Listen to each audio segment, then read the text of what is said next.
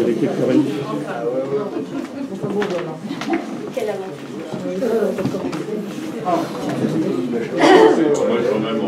Mais ce que je ne comprends pas, ils sont contents de voir les gens une heure avant pour préparer.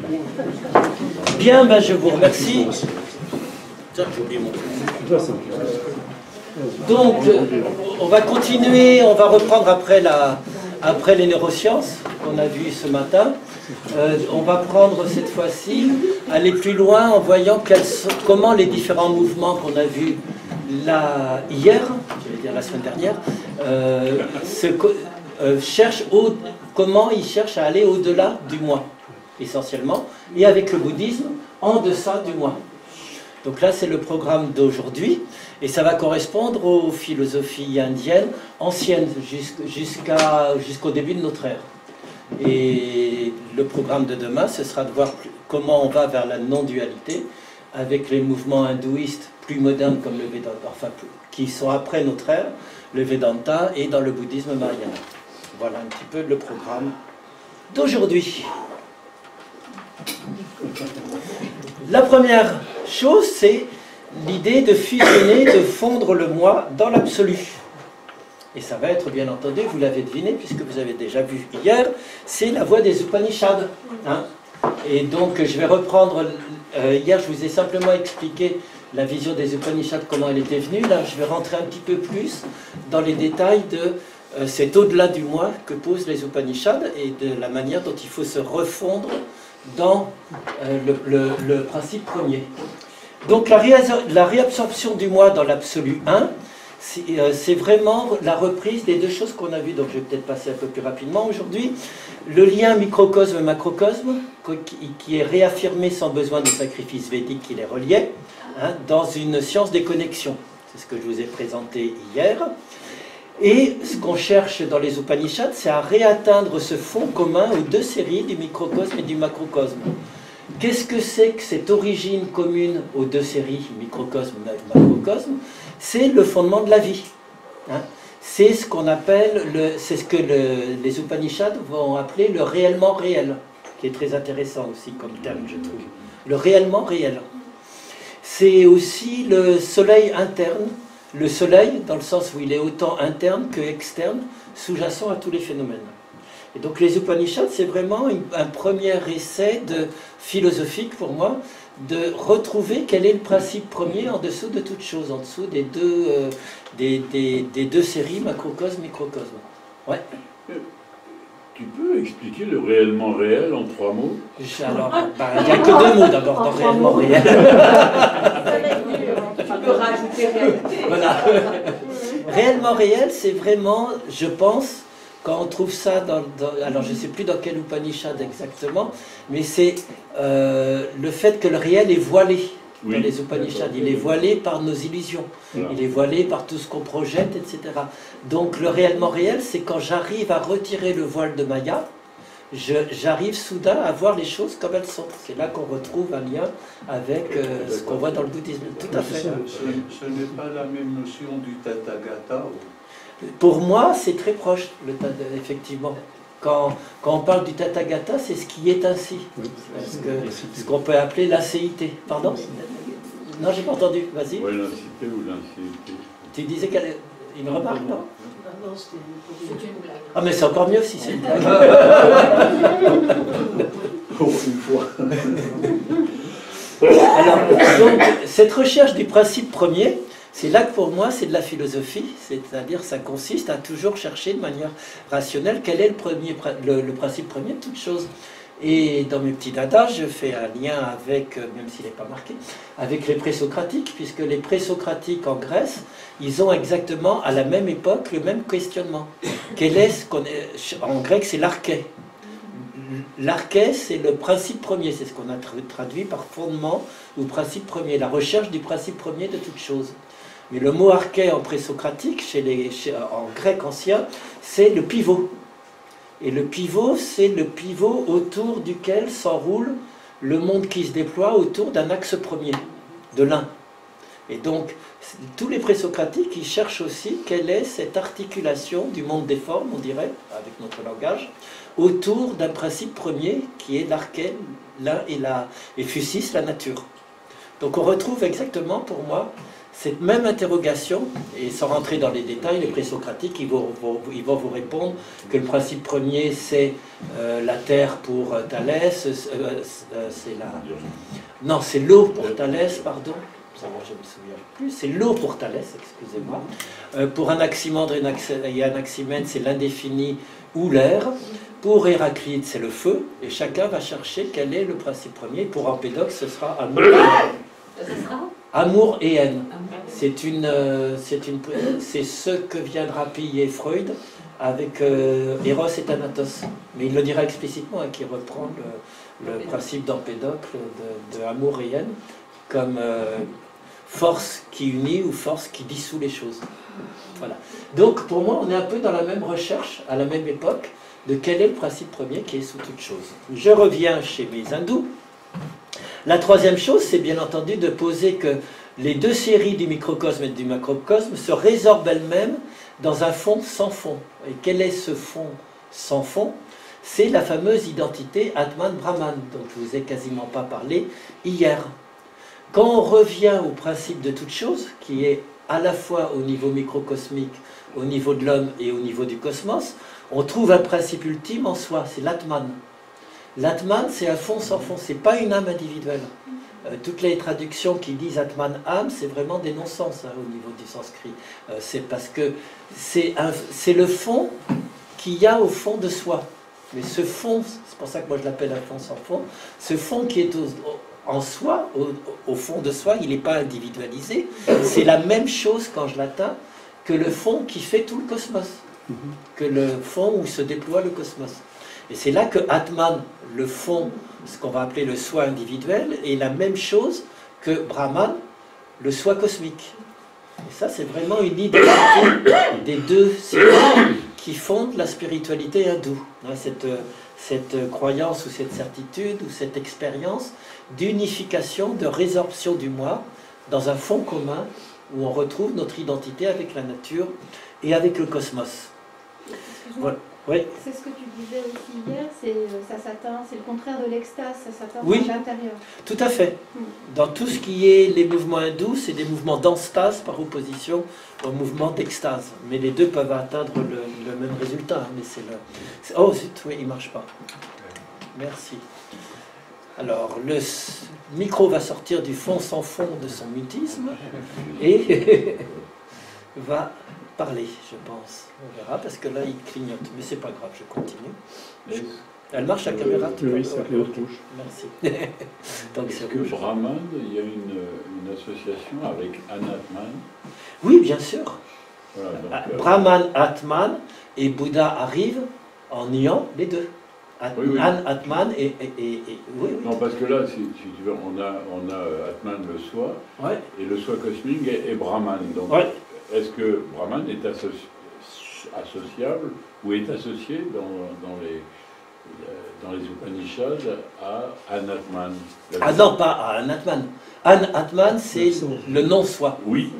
Et donc, la seule chose qui est associée dans les Upanishads, c'est Atman et Brahman. Okay, Brahman, c'est Brahma, le créateur du monde. Donc, il y a une entité. Il y a une entité ou un fond sans fond, et c'est plutôt un fond sans fond pour moi qu'une entité. Mais c'est aussi le créateur du monde. C'est celui qui a, puisque dans la trilogie indienne, il y a Brahman, Vishnu, Shiva. Brahman, c'est le créateur du monde. Enfin, pas le créateur ex nihilo, mais c'est celui qui déploie le monde. Ensuite, Vishnu, c'est celui qui le conserve, qui le préserve. Et Shiva, c'est celui qui le détruit pour recommencer de nouvelles créations perpétuellement. Donc il y a quand même une croyance théiste, en quelque sorte. Oui, à la base des Upanishads. C'est le védisme, ça. Ça vient... Les Upanishads, elles sortent totalement de la religion védique. Mais elles sont réinterprétées de manière purement philosophique. Comme les présocratiques reprennent toute la mythologie grecque qui existait avant, mais les réinterprètent de manière philosophique.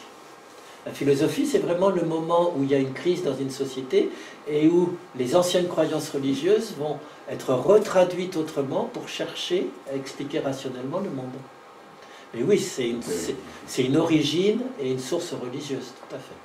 Mais on peut lire les Upanishads totalement sans penser à la... Oui. C'est ça qui est intéressant. Voilà. C'est qu'ils ont réussi à épurer de tout ce qui est le contenu ou les références religieuses théistes pour en faire une réflexion philosophique sur le principe de toute chose. Merci. Et donc, de mémoire, j'avais une petite phrase qui m'est restée, mais en fait c'est complètement faux. Les Upanishads qui étaient « il n'y a pas un sans deux ». Il n'y a pas... Un sans deux. Oui, oui, oui, tout à fait. Alors, est-ce que ça a le même sens que... Oui, il n'y a pas un sans deux, c'est-à-dire que le un, par définition, se développe et se déploie dans le monde et dans la diversité, et dans les deux séries du microcosme et du macrocosme, par exemple.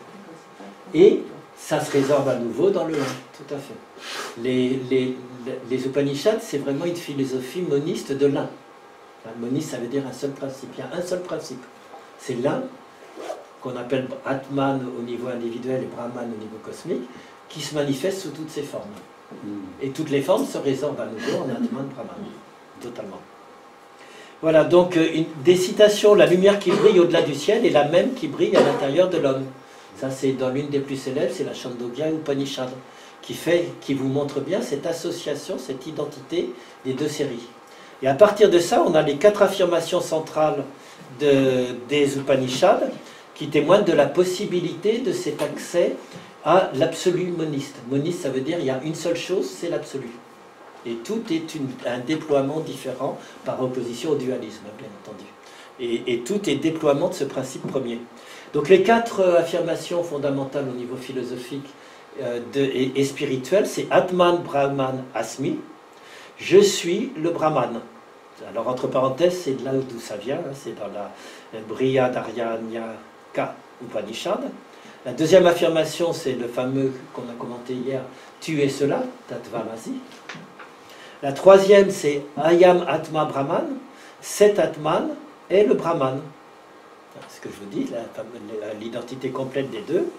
Et la quatrième, qui est l'une toujours qui vient de la Chandogya, hein, qui insiste sur l'harmonie à tisser entre l'homme et le cosmos, l'identité Atman Brahman et l'affirmation métaphysique de toute chose.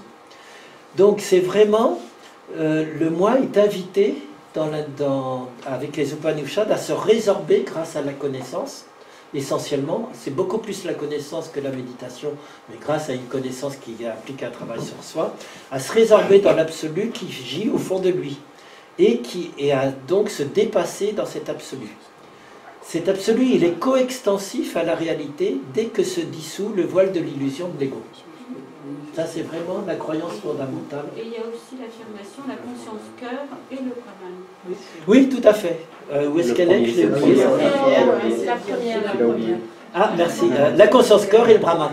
Oui, ce qui est très intéressant, hein, parce qu'on sait que conscience cœur, l'esprit, c'est un concept très, très difficile à traduire et c'est très occidental. Autant en chinois qu'en japonais qu'en sanskrit, c'est souvent l'esprit est lié au cœur systématiquement et c'est le même mot qui dit cœur et esprit. Donc c'est ça qui est intéressant. Et c'est dans le cœur, bien entendu. Merci de m'avoir complété. Voilà sur la fusion du moi dans l'absolu des Upanishads. Quelques petites citations d'autres, parce que c'est très beau les Upanishads, je trouve.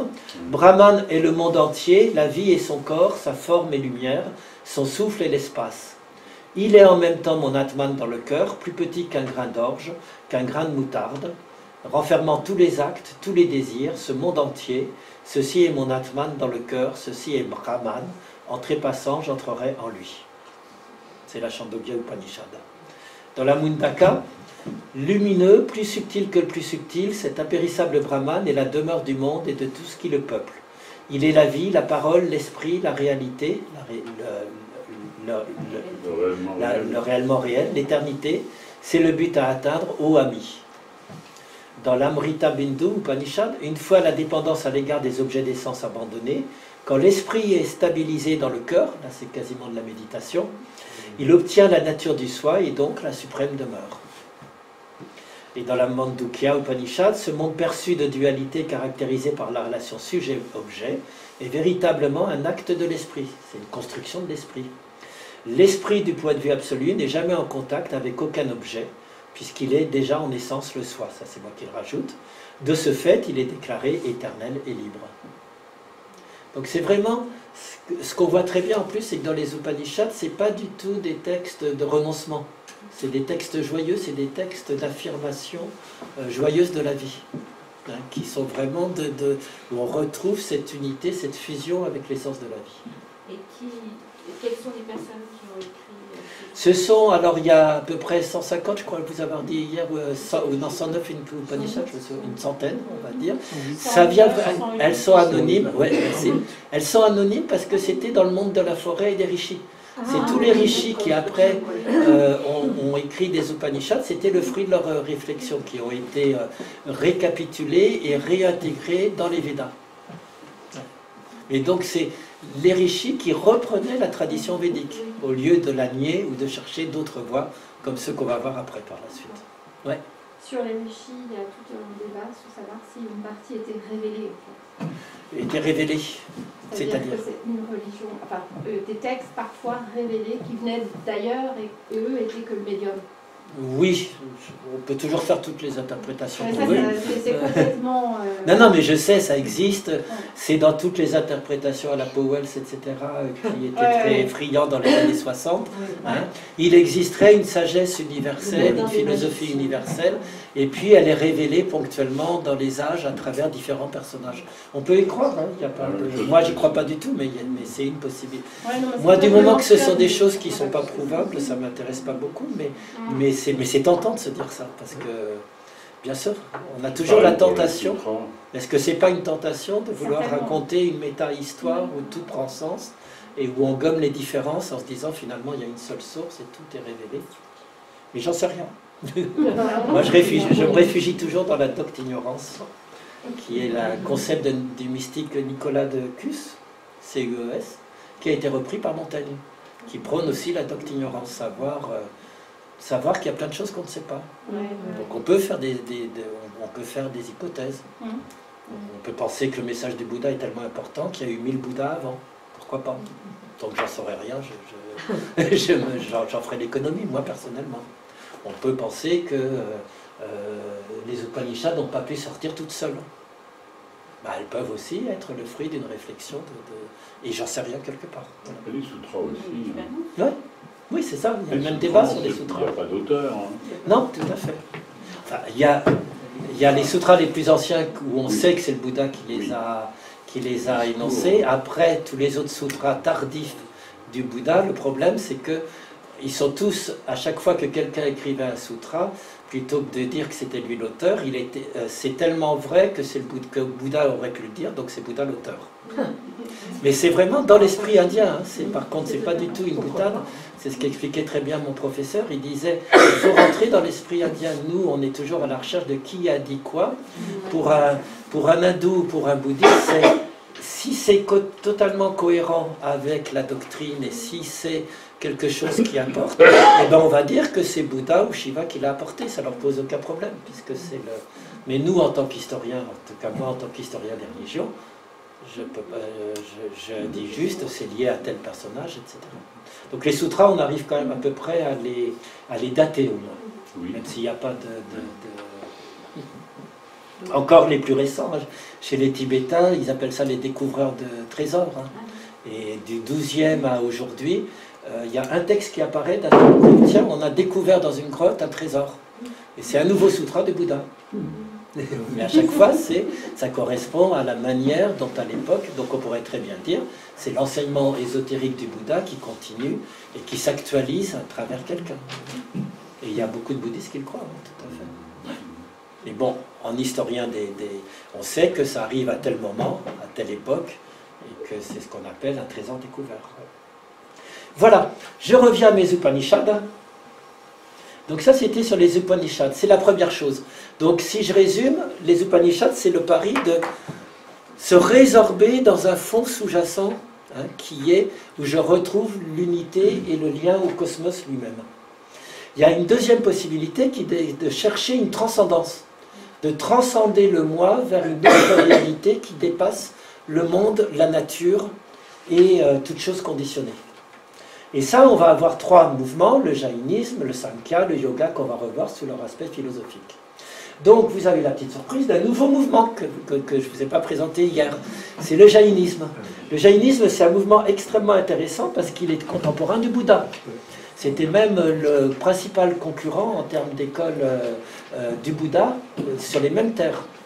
On raconte même que y a beaucoup d'interprétations qui ont circulé dès la mort du Bouddha qu'il aurait été empoisonné par le maître Jain le plus proche, qui était jaloux de son succès. Et donc quand il a mangé de la viande, parce que le Bouddha mangeait de la viande, contrairement à ce qu'on croit souvent, et ben, il aurait mangé un plat de porc empoisonné par le Jain du coin. Voilà, donc c'est d'où les inimitiés entre les Jain et les bouddhistes qui remontent à ça. Mais il y avait vraiment une concurrence entre les deux. Et c'est tout ça pour dire qu'ils vivaient à la même époque, qu'ils étaient extrêmement proches et que c'était le même humus, la même terre qui les nourrissait à ce niveau-là. Alors, le jaïnisme, ça naît vers moins 550 chez les Renaissants et toujours chez les ascètes hétérodoxes qui ont fui le monde du village et qui nient l'autorité des Védas, qui veulent atteindre un monde pur grâce à des ascèses et à des pratiques radicales, non violentes. Donc les deux choses qui vont les caractériser par rapport au bouddhisme, c'est qu'ils sont beaucoup plus radicaux dans l'ascèse extrême et ils sont dans une non-violence absolue. C'est les premiers à théoriser la non-violence. Vous allez le voir très rapidement. C'est créé par un personnage qui s'appelle Vardhamana, le grand héros, qu'on connaît plus comme le grand héros, qui est Mahavira. Peut-être que certains en ont entendu parler. Mahavira, c'est un contemporain qui vit juste avant Bouddha, qui côtoiera ses disciples hostiles du fait de son refus d'un ascétisme extrême. Ce qui va se passer, c'est que Mahavira va ensuite avoir des successeurs, et il va les appeler des Tritankara, pas des bodhisattvas, des Tritankara. Le mot est très joli aussi, ça veut dire passeur de guet, Tritankara. C'est ceux qui aident à passer le guet vers l'autre rive, qui indiquent comment passer de la transmigration à la libération.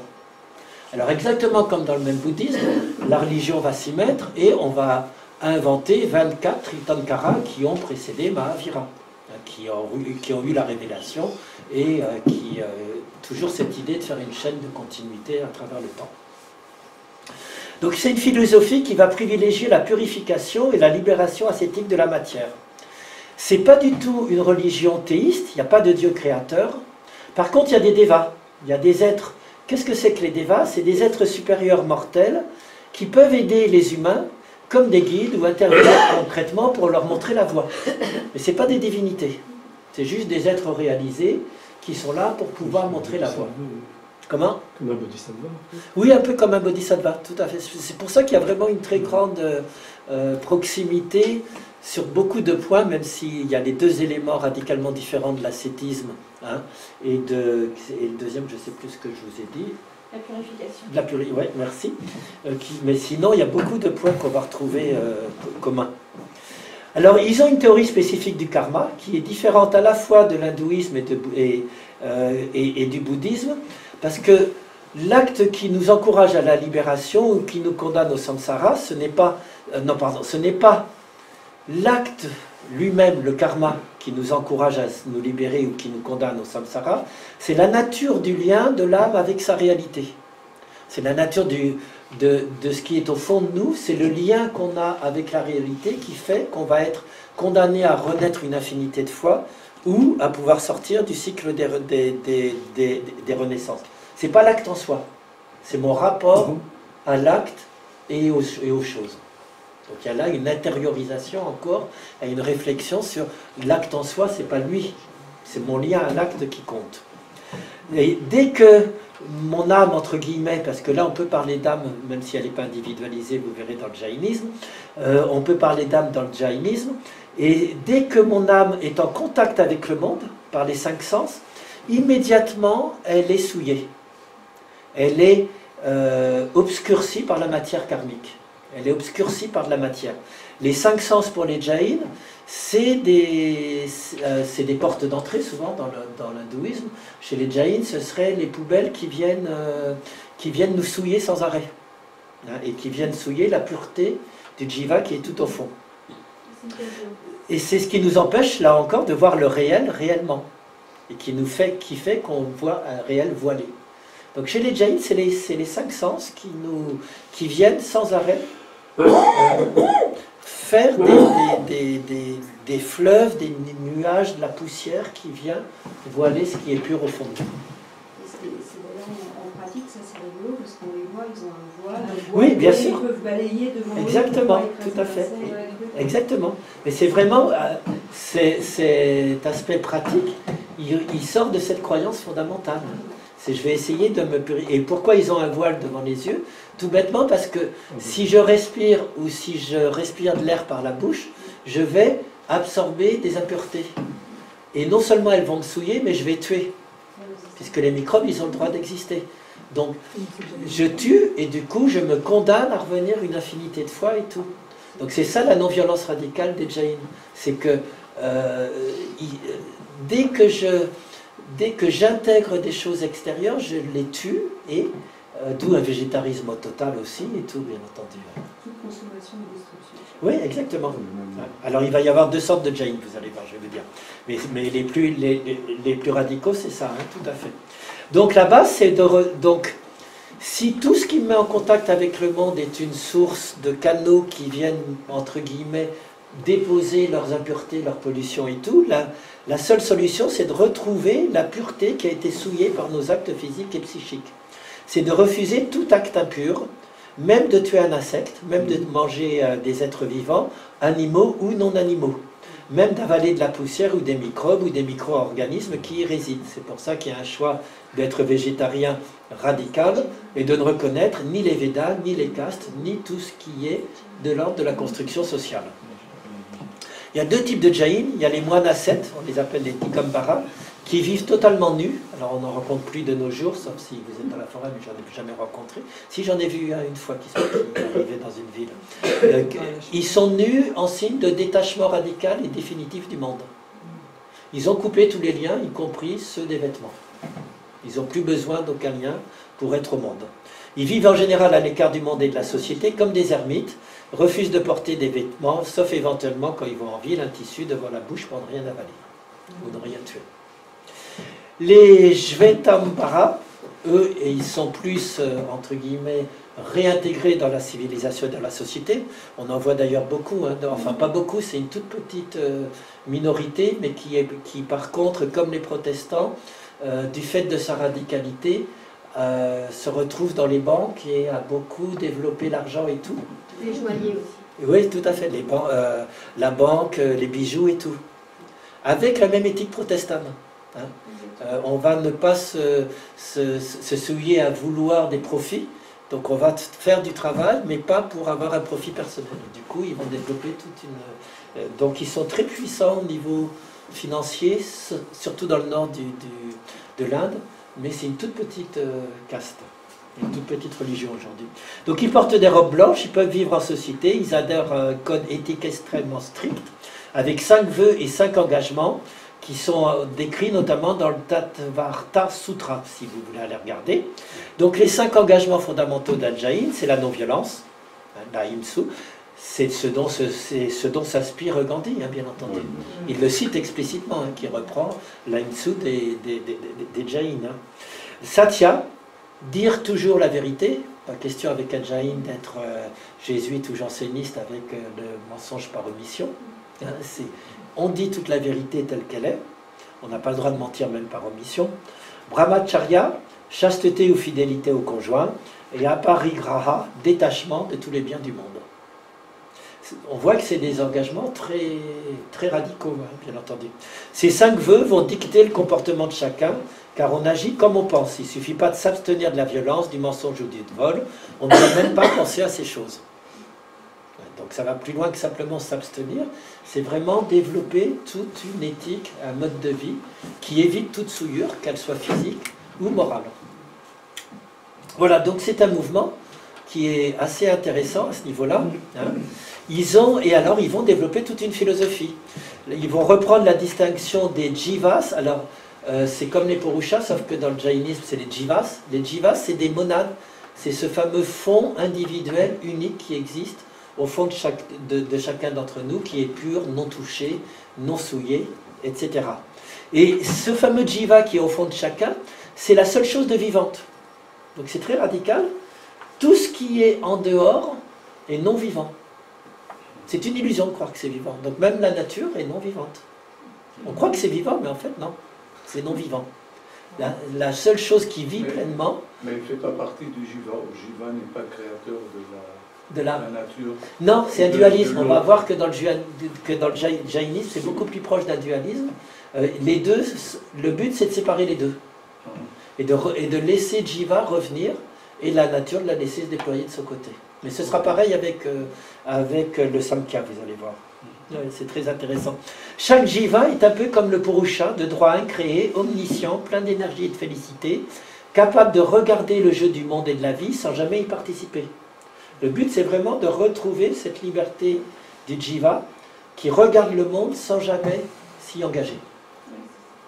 Et le monde est adjiva, c'est le deuxième principe. Donc vous avez toute une dizaine ou plus de principes. Le premier, c'est seul jiva vit, hein, il est incréé, etc.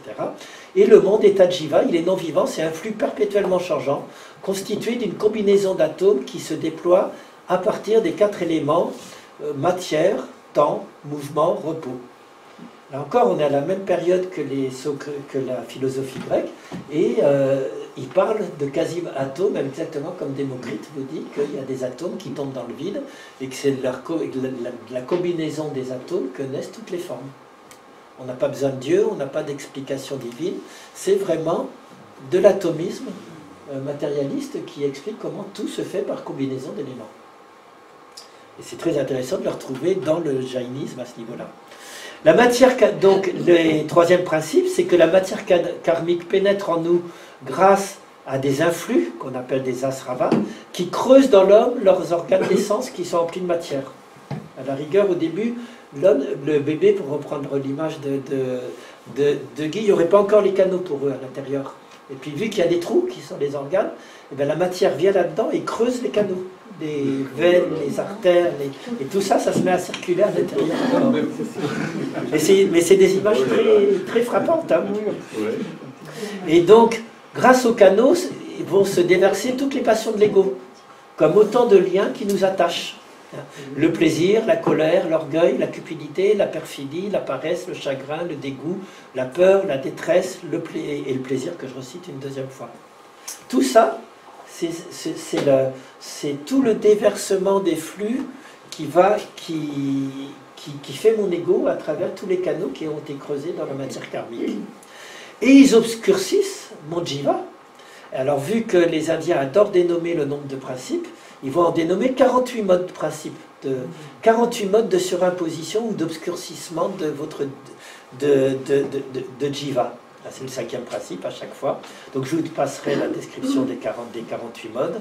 Hein. Mais ça peut être sombre, ça peut être plus ou moins sombre, plus ou moins lourd, plus ou moins léger, plus ou moins enflammé, lumineux, etc. C'est vraiment une description des 58 possibilités de combinaison. D'où le désir de stopper ce déversement karmique du samsara et les surimpositions de l'ego. Ça va être le 5e principe. Donc c'est vraiment succession de principes qui vous déroulent leur philosophie. Et le 6e principe, il va vous dire comment. Il faut une purification ascétique, il faut éliminer les traces karmiques qui restent en nous. Pour retrouver, 7e principe, le splendide isolement. C'est le mot terme, c'est la traduction même du mot kaivalya. Un splendide isolement. Arriver à ce que la jiva retrouve son splendide isolement face au monde et ne soit plus perturbée par la nature, le déploiement du monde, etc. Comme vous voyez, c'est une vision métaphysique assez sombre, assez dualiste, hein, où le corps cosmique est animé, traversé sans fin par des jivas invisibles qui, selon qu'ils sont plus ou moins obscurcis, circulent dans tous ses membres. Le cosmos, c'est un immense corps, comme mon corps qui a été creusé.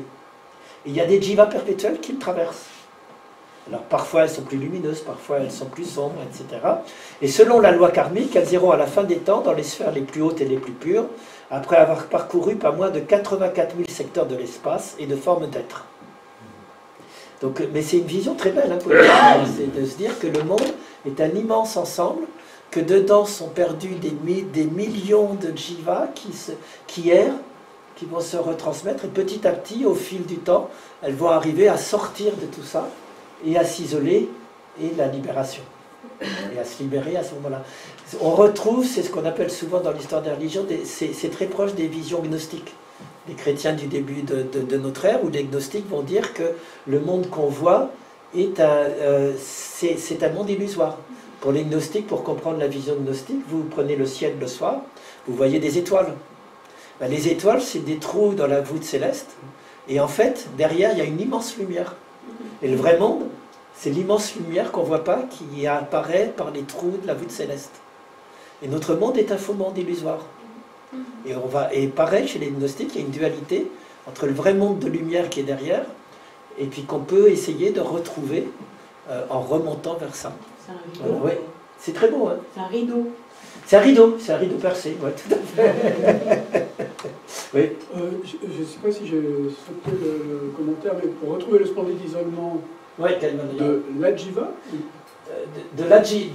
Ah oui, non, bah, c'est une erreur, merci là-bas. De Jiva, bien entendu. Oui, oui. Face à, non, ça devrait être face à la Jiva. Tout à fait. Il n'y a pas la poste. Non, tout à fait, bravo. Non, mais c'est juste que... Oui, non, mais tout à fait.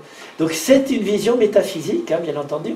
La conséquence de cette vision métaphysique, qui est très proche de celle des gnostiques, hein, donc du masdéisme, hein, dans l'histoire des religions, etc., qui sont toujours avec des dualismes du monde entre le monde du bien et le monde du mal, ben, il y a une conséquence très intéressante en philosophie, c'est qu'ils sont du coup très relativistes, c'est au moins une grande chance. Ils sont relativistes et probabilistes, c'est-à-dire que chacun n'a qu'une vue partielle du réel, puisqu'on est tous encombrés par de la matière karmique. Tout ce qu'on peut dire n'est qu'une vision partielle d'une réalité globale qu'on ne peut jamais nommer. Hein. C'est la fameuse métaphore dont parlait Guy, qu'on retrouve chez eux aussi. Le roi, l'éléphant et les 5 aveugles. Celui qui touche une oreille va dire que c'est un grand éventail. Celui qui touche une jambe va dire que c'est un gros poteau. Et pour un autre, celui qui touche le côté, c'est un mur. Et chacun ne voit qu'une partie à travers son prisme. Voilà. Donc j'ai passé un peu de temps avec ce que je vous en avais pas parlé hier et que c'est très joli. Le moi doit se désidentifier de la matière et de la nature, qu'on croit être vivant et qu'on croit être nous, pour se réidentifier à un soi jiva obscurci par la matière et par le karma. Donc là, on est vraiment dans la recherche d'un principe transcendant, totalement au-delà, hein, et qui retombe dans un dualisme hein, et dans toute une vision métaphysique. Des questions par rapport à ça? C'est une très belle... Et c'était contemporain de Bouddha. Il faut voir que quand il arrive... Disons qu'il y a un donné. De fait, on est souillé. Oui. Ouais. La matière nous souille. Voilà. Tout à fait. Le monde vient nous obscurcir. C'est un prérequis sombre. Oui, et en même temps, le prérequis positif, c'est qu'au fond de nous, il y a cette pureté non touchée, qu'on doit pouvoir retrouver, qu'il est possible de retrouver. Mais ça part, oui, c'est une vision assez sombre, et bah, c'est pour ça qu'ils sont très radicaux dans leur non-violence, etc. Et comment on peut construire une société avec des principes Ça, je ne sais pas, mais eux, en tout cas, vivre selon leur éthique, c'est possible, et ils existent encore aujourd'hui. Qu'est-ce qu'ils représentent aujourd'hui? Ils représentent une toute petite minorité, je ne sais pas, ça doit être quelques millions par rapport aux milliards d'Indiens. Mais ils sont surtout, comme je disais, dans des postes financiers, donc ce qui leur permet de survivre. Oui, dans les banques, dans la bijouterie et tout. Parce que c'est ce qui souillait le moins et qu'ils en tirent aucun profit. C'est la même chose que le protestantisme qui a développé le capitalisme. Non, parce qu'eux ne vont pas s'en servir. Donc du coup, ça va faire la fameuse accumulation du capital qui fera le capitalisme. Eux ne cherchent pas un profit, ils ne vont pas en vivre. Moi, j'ai été invité dans des familles jaïnes, ils vivent extrêmement de manière sobre, hein, de manière très frugale. Ils ne mettent pas leur fric à la bourse. Comment? Ils ne mettent pas leur argent à la bourse. Ah si, je pense quand même. Enfin voilà. Donc, je vais passer plus brièvement sur... On va revenir au Samkhya, mais vous allez voir que le Samkhya, sans être aussi radical, noir et pessimiste un petit peu que le jainisme, hein, que le Samkhya, alors ceux qui s'intéressent au jainisme, ils ont en plus des très beaux temples, hein, et si vous allez en Inde, il faut aller à Ranakpur, qui est le sanctuaire sacré des Jains, où c'est des temples en marbre blanc absolument merveilleux. Et si vous regardez sur internet des photos de Jains, vous verrez, elles sont très proches des photos des Bouddhas, sauf qu'ils sont beaucoup plus ascétiques, bien entendu. Il y a les yeux aussi. Et il y a les gros yeux prédominants. Ils ont des énormes yeux prédominants pour montrer qu'ils ont atteint enfin la vision juste et la vision du réel comme il est. Donc c'est pour ça qu'on leur met des énormes yeux. Alors, le Samkhya qu'on a vu hier, je le reprends uniquement au niveau philosophique de qu'est-ce qui est au-delà du moi dans le Samkhya. Donc lui aussi, il va dénombrer les principes. Les Indiens, les Hindous adorent les dénombrements, de dénombrer les choses. Donc la base, le Samkhya va creuser la base pour nous. Il y a le moi qui est dans la scission du sujet et de l'objet. La solution du Samkhya, c'est de creuser cette scission du sujet ou de l'objet pour séparer l'ego de la nature conditionnée, pour séparer l'ego de tout ce qu'il conditionne, jusqu'à atteindre à la fin un non-ego transcendant qui est différent, qui est inconditionné. C'est vraiment un principe de coupure, de séparation, pour trouver à la fin de toutes mes... comme quand on coupe du bois, qu'est-ce qui est à la base l'âme de l'arbre ou l'âme de ce que je suis en train de couper. Donc il y a deux grands principes dans le Samkhya. Le Purusha, un peu comme Jiva. Purusha est pur, c'est le soi, c'est l'absolu, dégagé de toute intervention dans la nature. Lui aussi, il n'a rien à voir avec la nature. Il est isolé dans sa pureté originelle. Il est souillé par aucun contact avec la nature manifestée. On voit très bien la proximité. Comment on va rejoindre cette pureté qui n'a aucun contact avec le monde, avec la nature, en se désidentifiant de la nature? Il faut que j'arrête. Donc non seulement on doit se désidentifier de l'ego dans le Samkhya, mais on doit se désidentifier de la nature aussi, pour retrouver ce qui est le réellement réel, qui est le Purusha. La nature, le non-soi, dont il est le spectateur, c'est ce qu'on appelle Prakriti. Elle est déployée et elle l'obscurcit sans arrêt. Mais on peut se réabsorber dans ce Purusha premier, donc quitter le domaine de la nature pour se réabsorber dans ce soi et pour la laisser réapparaître et se fondre dans ce soi, rejoindre le soi. Donc c'est la fameuse, pour ceux qui connaissent un peu Spinoza, c'est la natura naturans. C'est-à-dire que la nature chez Spinoza, elle a deux modes. Soit c'est la nature déployée, la nature naturée, soit je parle de la nature comme la source d'où tout se manifeste, Ku et Shiki. C'est ce qu'on appelle la natura naturans, la nature naturante avant qu'elle se déploie. Et la nature, c'est toujours les deux mouvements. Soit j'en parle à un niveau de Ku, de la nature comme principe premier non encore déployé, soit comme déploiement à travers toutes les formes.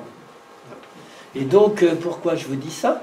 C'est parce que cette nature prakriti, elle est d'abord non déployée et elle se déploie en 24 principes, à chaque fois sur les modes qu'on a vus hier. Parfois, ça peut être des principes qui s'expriment de manière claire, de manière obscure ou de manière neutre, de manière positive, négative ou neutre. Et à chaque fois, ça déséquilibre la nature.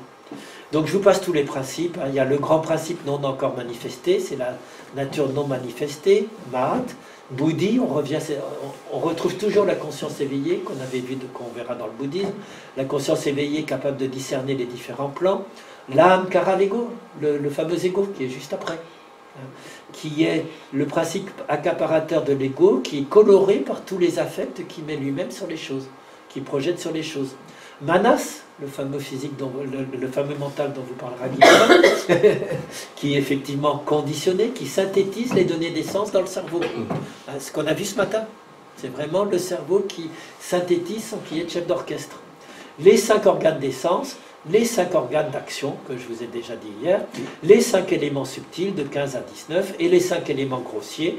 C'est uniquement à ce moment-là qu'on arrive à la terre, l'eau, l'air, le feu, l'éther. Donc on a 25 principes en cascade, comme ça, qui vous montrent comment la nature se déploie à partir d'un principe premier non déployé et va se manifester dans tout ce qu'on voit. Mais, qui suis-je? Je suis rien de tout ça. Ni mon ego qui est l'un des tout petits aspects, ni la nature. J'appartiens à un autre domaine transcendant, totalement différent. Alors, c'est les Purushas.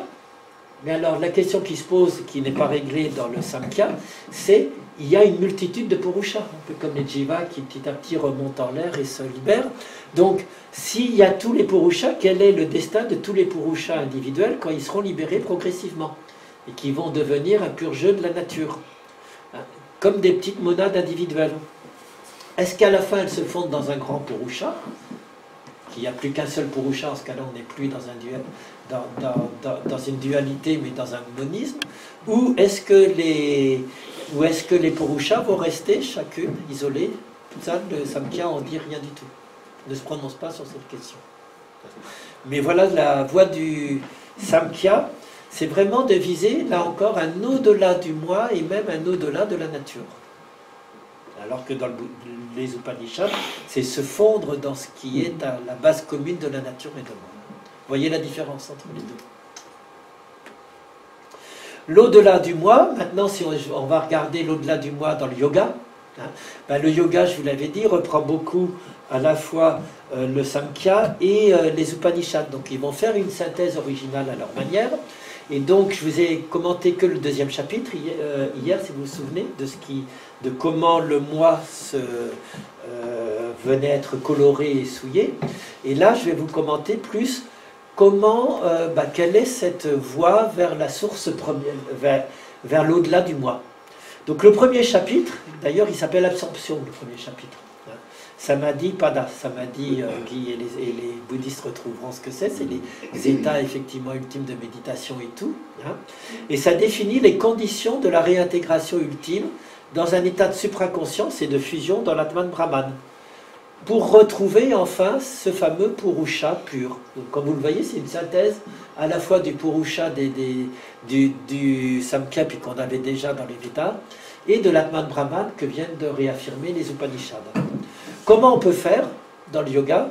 La définition du yoga qui est assez différente de celle de la méditation zen en tout cas, mais qui est importante à savoir, c'est très exactement l'arrêt des fluctuations du mental. Yoga, Chitta, Vritti, Nirodha. Ça veut dire mot à mot, Nirodha, arrêter. Nirodha, c'est de là que vient Nirvana. C'est arrêter, éteindre. Éteindre quoi dans le Samkhya? Vritti. Vritti, c'est tout le tourbillonnement perpétuel. Hein? Et le tourbillonnement perpétuel de quoi? De Chitta. Chitta, c'est toutes les pensées intentionnelles, toutes les pensées qui surgissent perpétuellement. Donc le yoga, c'est vraiment sa définition, c'est lutter contre le flux mental perpétuel en arrivant à faire un barrage contre lui. On voit que c'est à la fois proche, mais très différent de ce qu'on fait dans le zen, puisqu'on va apprendre au contraire dans le zen à laisser passer sans s'accrocher. Alors que dans le yoga, du moins le yoga vraiment dans son essence spirituelle, c'est d'apprendre qu'il est possible d'arrêter le flux, de stopper, de faire un barrage pour que le flux ne se produise plus. Comment on peut stopper? Par ekagrata, là aussi c'est très proche et très différent de ce qu'on fait, en fixant l'esprit sur un seul point. Donc il ne s'agit pas de laisser venir, mais de fixer comme quand on focalise, mais vraiment dans une focalisation sur un seul objet, sur un seul point, qui va permettre de faire barrer. De faire le barrage à toutes les fluctuations. Et donc c'est et puis par les postures physiques bien entendu, et par la méditation focalisée. Ça permet d'unifier ces facultés pour stopper leur flux et les éteindre, contrairement au bouddhisme qui invite à les laisser passer. Voilà. Donc vous voyez, vraiment c'est à la fois proche et puis une voie différente. Hein. La fixation sur un objet pour stopper la production du flux mental et du flux des pensées et du flux des événements. Donc ça, c'est dans le premier chapitre. Le deuxième, je vous l'ai commenté hier. Quels sont les différents moyens pour arriver à ça? Le troisième, c'est les derniers stades du yoga et du pouvoir qui est atteint par une concentration, une méditation et des absorptions. Là aussi, je crois que je vous l'ai dit hier, avec une mise en garde contre le fait de vouloir cultiver les pouvoirs pour cultiver les pouvoirs et devenir plus puissant. Alors il y a plein de... Dans le yoga, dans les derniers stades, mais je crois que je vous l'ai dit hier, on peut apprendre à devenir immense comme le cosmos, petit comme un atome, léger comme une plume, changer de forme, de lieu, par magie, clairvoyance, des visions, etc. Tout ça, c'est des acquisitions, entre guillemets, d'états de conscience qui peuvent se faire. C'est le troisième, et le quatrième but, et le quatrième chapitre va rappeler et résumer que tout ça, c'est dans un seul but, c'est pas pour développer des pouvoirs psychiques, c'est pour arriver à se libérer, à réaliser le soi, à s'éveiller à ce qui n'est plus conditionné. Ce qui n'est plus conditionné ni dans mon moi, ni dans la nature. Retrouver ce qui échappe au temps et à l'espace, en révélant l'éternelle pureté de la réalité, en rejoignant le Purusha comme un témoin désengagé de la nature. Le Samkhya, c'est vraiment ça, c'est la posture de témoin. Pas d'observateur, mais de témoin.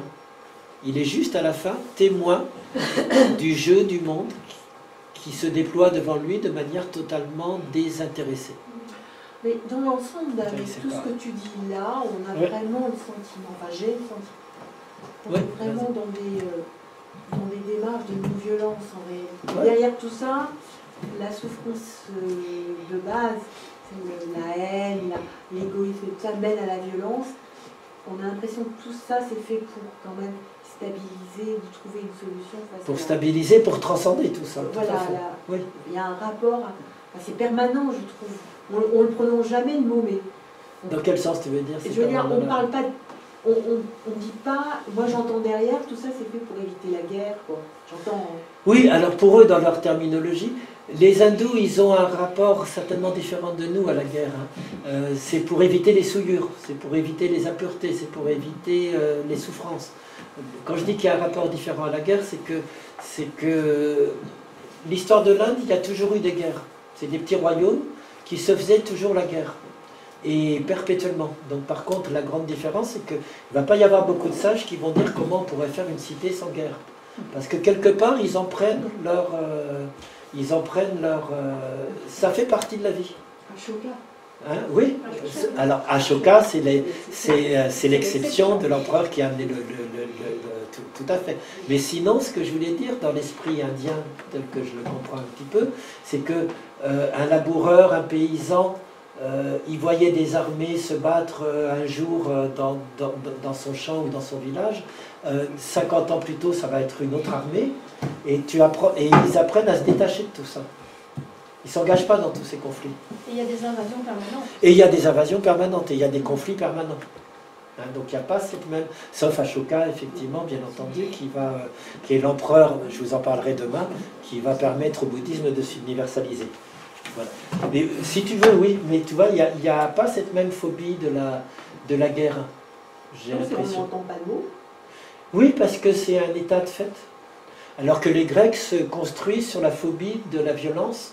La cité grecque, ça c'est Jean-Pierre Vernant qui vous le montre très bien, il vous montre que pour comprendre la juste mesure grecque, le fait qu'on invite les gens à dialoguer, à trouver des terrains d'entente, ce qui va fonder la démocratie grecque et tout, c'est à la base le rejet de toutes les guerres civiles qu'il y a eu juste avant la cité, et de la violence et du sang.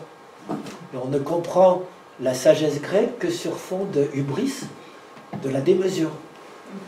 De la violence qui est toujours le fond présent possible. Donc chez les Grecs, c'est vraiment là sous-jacent. Il suffit de lire les pièces de théâtre grecques et on trouve que c'est tout le temps ce fond de violence qui ressurgit et contre lequel le cœur essaye de raisonner les gens, de pas aller... Pas chez les hindous. Chez les hindous, c'est différent, effectivement. C'est un peu une question de vocabulaire de dire que contrairement au bouddhisme, il s'agit d'éteindre le flux des pensées en se concentrant sur... Un seul point. Nous, on ne parle pas d'éteindre, on dit laisser passer, mais on substitue en fait à notre attention à notre objet, la respiration, la posture. Dans tous les cas, quel que soit le vocabulaire utilisé, il y a quand même une substitution à la pensée, d'une concentration sur quelque chose d'autre. Que ce soit la posture, la respiration, les sensations du corps. Il y a les deux. Dans le bouddhisme, il y a les deux. C'est-à-dire, il y a à la fois, que ce soit sur la respiration ou sur la posture, il y a une partie de focalisation, ce qu'on appelle. Mais après, dans le bouddhisme, comme je comprends en tout cas, et dans le zen, c'est d'ouvrir à la présence pure. Et je reviens au souffle ou à la posture uniquement si je sens que je me suis fait embarquer. Et après, je réouvre à la... Donc ça, c'est le fait de penser qu'on peut avoir ce qu'on appelle dans les sciences contemporaines, en neurosciences, la méditation ouverte ou sans objet, hein, ou sans choix, ou sans support. Et là, c'est la différence avec le yoga qui, lui, va dire que il faut vraiment, ekagrata, c'est je me fixe sur une seule chose. Pour vous donner un exemple extrême, mais qui n'est qu'un excès, dans les années 70, on s'amusait tous à voir les Hare Krishna, en tout cas moi, qui se baladaient avec leur petite clochette Hare Krishna, Hare Krishna, Hare Krishna. C'est de l'ekagrata. Je me fixe simplement sur le nom d'Hare Krishna que je dois répéter toute ma vie, quoi que je fasse, Hare Krishna, Hare Krishna, Hare Krishna. Ça va détruire. Je vous garantis que si vous faites ça, vous allez arrêter mais malheureusement, ça peut détruire autre chose. Mais c'est pour donner l'exemple, tu vois. C'est vraiment très fixation sur un seul point, beaucoup plus fortement que dans ce qu'on fait, je trouve. Hein. Ou alors, on va dans les yogas se fixer sur la flamme de la bougie. Ou se fixer sur... etc. Voilà. Mais même les asanas, c'est ça. Hein, les postures, oui, et les postures, c'est exactement ça. Je vais déployer le corps dans une posture, ça a des effets, et je fixe la posture aussi, tout à fait. Le plus important dans la posture, c'est pas de la faire, c'est l'immobilisation de la posture. Oui, surtout qu'un vrai yogi tient la posture... Pendant des... Oui, tout à fait. Oui, c'est pour ça que c'est pour ça que c'est vraiment ça, je pense quand même la différence avec ce qu'on fait dans le bouddhisme ou même dans d'autres mouvements hindouistes, c'est cette fixation, ce fichement à un moment donné. Oui, tu voulais dire? Tu peux remettre ton oui, en fait, oui. J'avais l'impression que la relation d'écho que je pourrais avoir par rapport à les références, les archétypes qui sont les miens, c'est l'alchimie. Oui, tout à fait, totalement. Tu as tout à fait raison. Creuser, quoi, le corps comme creuser, où on va essayer de exactement. Différents états de couleurs. Tout à fait. Voilà, totalement. Mircea Eliade, c'est l'une des pistes d'interprétation de Mircea Eliade, où il dit que le yoga, c'est un processus alchimique de transformation, de purification. Tout à fait. Oui, oui. Et c'est vrai que, en fait, ce que je trouve assez passionnant, c'est que c'est l'idée que pour être avec les autres, il faut déjà que ça passe, pas par moi, mais par soi, quoi, par notre finitude, notre corps, qu'il y ait cette alchimie qui soit faite pour pouvoir peut-être être avec. Oui, tout à fait. Oui, je trouve ça assez impressionnant. Oui.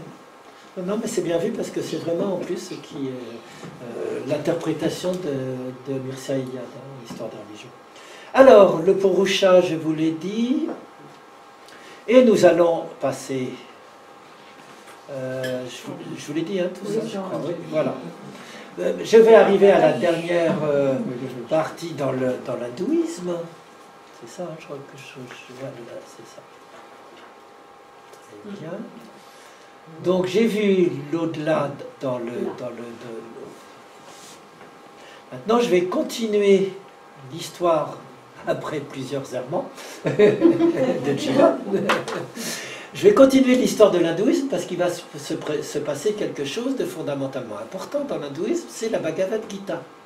Je vous ai dit la fameuse crise qui existe en moins 500, hein, avec les renonçants qui partent, ces efforts pour retrouver, indépendamment d'un quelconque Dieu, des modes de transformation de soi pour atteindre à nouveau l'absolu.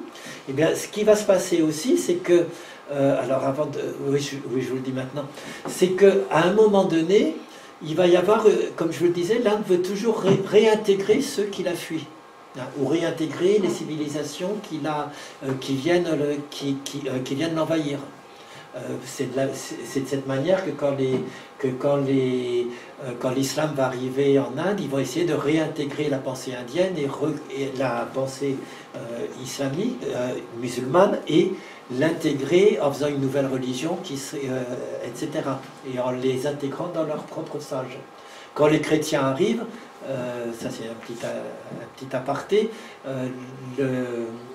le malentendu entre les chrétiens et les hindous, ça se voit la première fois où ils arrivent dans leur bateau, ils disent on a une divinité. Bah oui, très bien, on voudrait l'honorer. Bon, bah venez dans notre temple, ils trouvent une niche et ils disent bah mettez votre croix et votre Christ là. Ah non, nous c'est le seul, hein, il a besoin d'une... Bah non, c'est pas possible. Mais on le prend, bien sûr, on le prend. Mais il est au milieu de tous les autres, quoi. Ça, c'est une jolie exemple des non-compréhensions. Donc, qu'est-ce que fait l'Inde? Elle va vraiment pas cesser d'essayer de réintégrer les renonçants et de les réintégrer dans le cadre de la société et puis en faisant évoluer sa propre civilisation et sa propre société. Donc, il y a plein de choses que je ne vais pas vous dire là. Je regarde si je le dis dans le slide d'après, mais non. Voilà. C'est que, par exemple... Non, je ne vous en parle pas, donc je vous le dis quand même. Il va y avoir plusieurs choses. Par exemple, on va dire aux renonçants, finalement, vous n'avez pas besoin de quitter le monde. On va faire un ordre idéal, une chronologie de la vie humaine. Donc, vous naissez, vous êtes enfant, vous devez obéir à vos parents, être éduqué, etc. Vous allez devenir ensuite des adultes, vous devez faire des enfants, avoir une vie sociale, nourrir vos parents, etc. Et puis le troisième âge, vous développez toutes vos capacités. Quatrième âge, vous devenez à l'âge de la retraite ou âgé. C'est là que la société vous donne le droit d'être renonçant. Mais attendez ce moment-là, remplissez d'abord tous vos devoirs. Et puis quand vous allez avoir l'âge d'être sage, eh ben, on vous honore, on dit que vous êtes un grand, vous êtes un sage, et vous avez le droit de partir, que ce soit dans la forêt ou à l'ermitage. C'est une synthèse des deux mondes. C'est une bonne solution pour ne pas payer les retraites. Non, parce que la société se doit de nourrir les renonçants, c'est ce que je vous disais hier. C'est un genre de modus vivendi et d'échange. Mais comme ils ne veulent pas grand-chose. Voilà. Donc il y a cet exemple, il y a aussi le fait qu'on va réfléchir au but de la vie. Et on va dire, il y a 4 buts dans la vie. Ça, c'est Madeleine Biardot qui vous dit, pour comprendre la pensée indienne, ils ne sont pas tous à vouloir la délivrance. Hein. Il y a 4 buts dans la vie. On peut vouloir, et c'est très pratico-pratique l'Inde à ce niveau-là, contrairement à ce qu'on croit que c'est de la grande métaphysique, ça peut l'être. Hein. Mais on va vous dire, il y a 4 buts dans la vie. Soit vous voulez le plaisir, il y a un livre pour vous, c'est le Kama Sutra. Toutes les techniques pour avoir le plus de plaisir quand vous faites l'amour, etc. Vous voulez le pouvoir? C'est un deuxième but possible, il n'y a pas de jugement de valeur. Et bien, vous avez l'Arthasastra. L'Arthasastra, c'est écrit en -200, -300, c'est l'équivalent du prince de Machiavel. C'est une description de tous les principes, la carotte et le bâton, le mensonge, tout ce qu'on veut, pour avoir le pouvoir et pour le garder. Vous voulez que les choses soient en ordre, que ça réponde à la moralité et tout, ben, c'est la voie des prêtres, des brahmanes. Et vous avez tous les Védas qui vont vous dire toutes les prescriptions à répondre. Vous voulez la délivrance, la moksha, et ben c'est la voie des renonçants et vous avez aussi votre droit.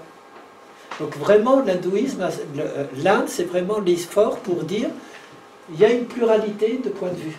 Les philosophies même, en indien ça s'appelle darshana. Darshana c'est des visions, c'est des points de vue sur le monde. On ne vous dit pas il y en a un, alors bien sûr chacun va vous dire qu'il a raison. Le bouddhiste a raison, l'hindouiste a raison, etc. Mais ce qui est fondamentalement différent de notre Occident, c'est que c'est l'idée que le monde est pluriel. Donc il y a plein de visions différentes qui peuvent se cohabiter. Le principal, c'est que si vous rentrez dans une vision, vous y allez jusqu'au bout.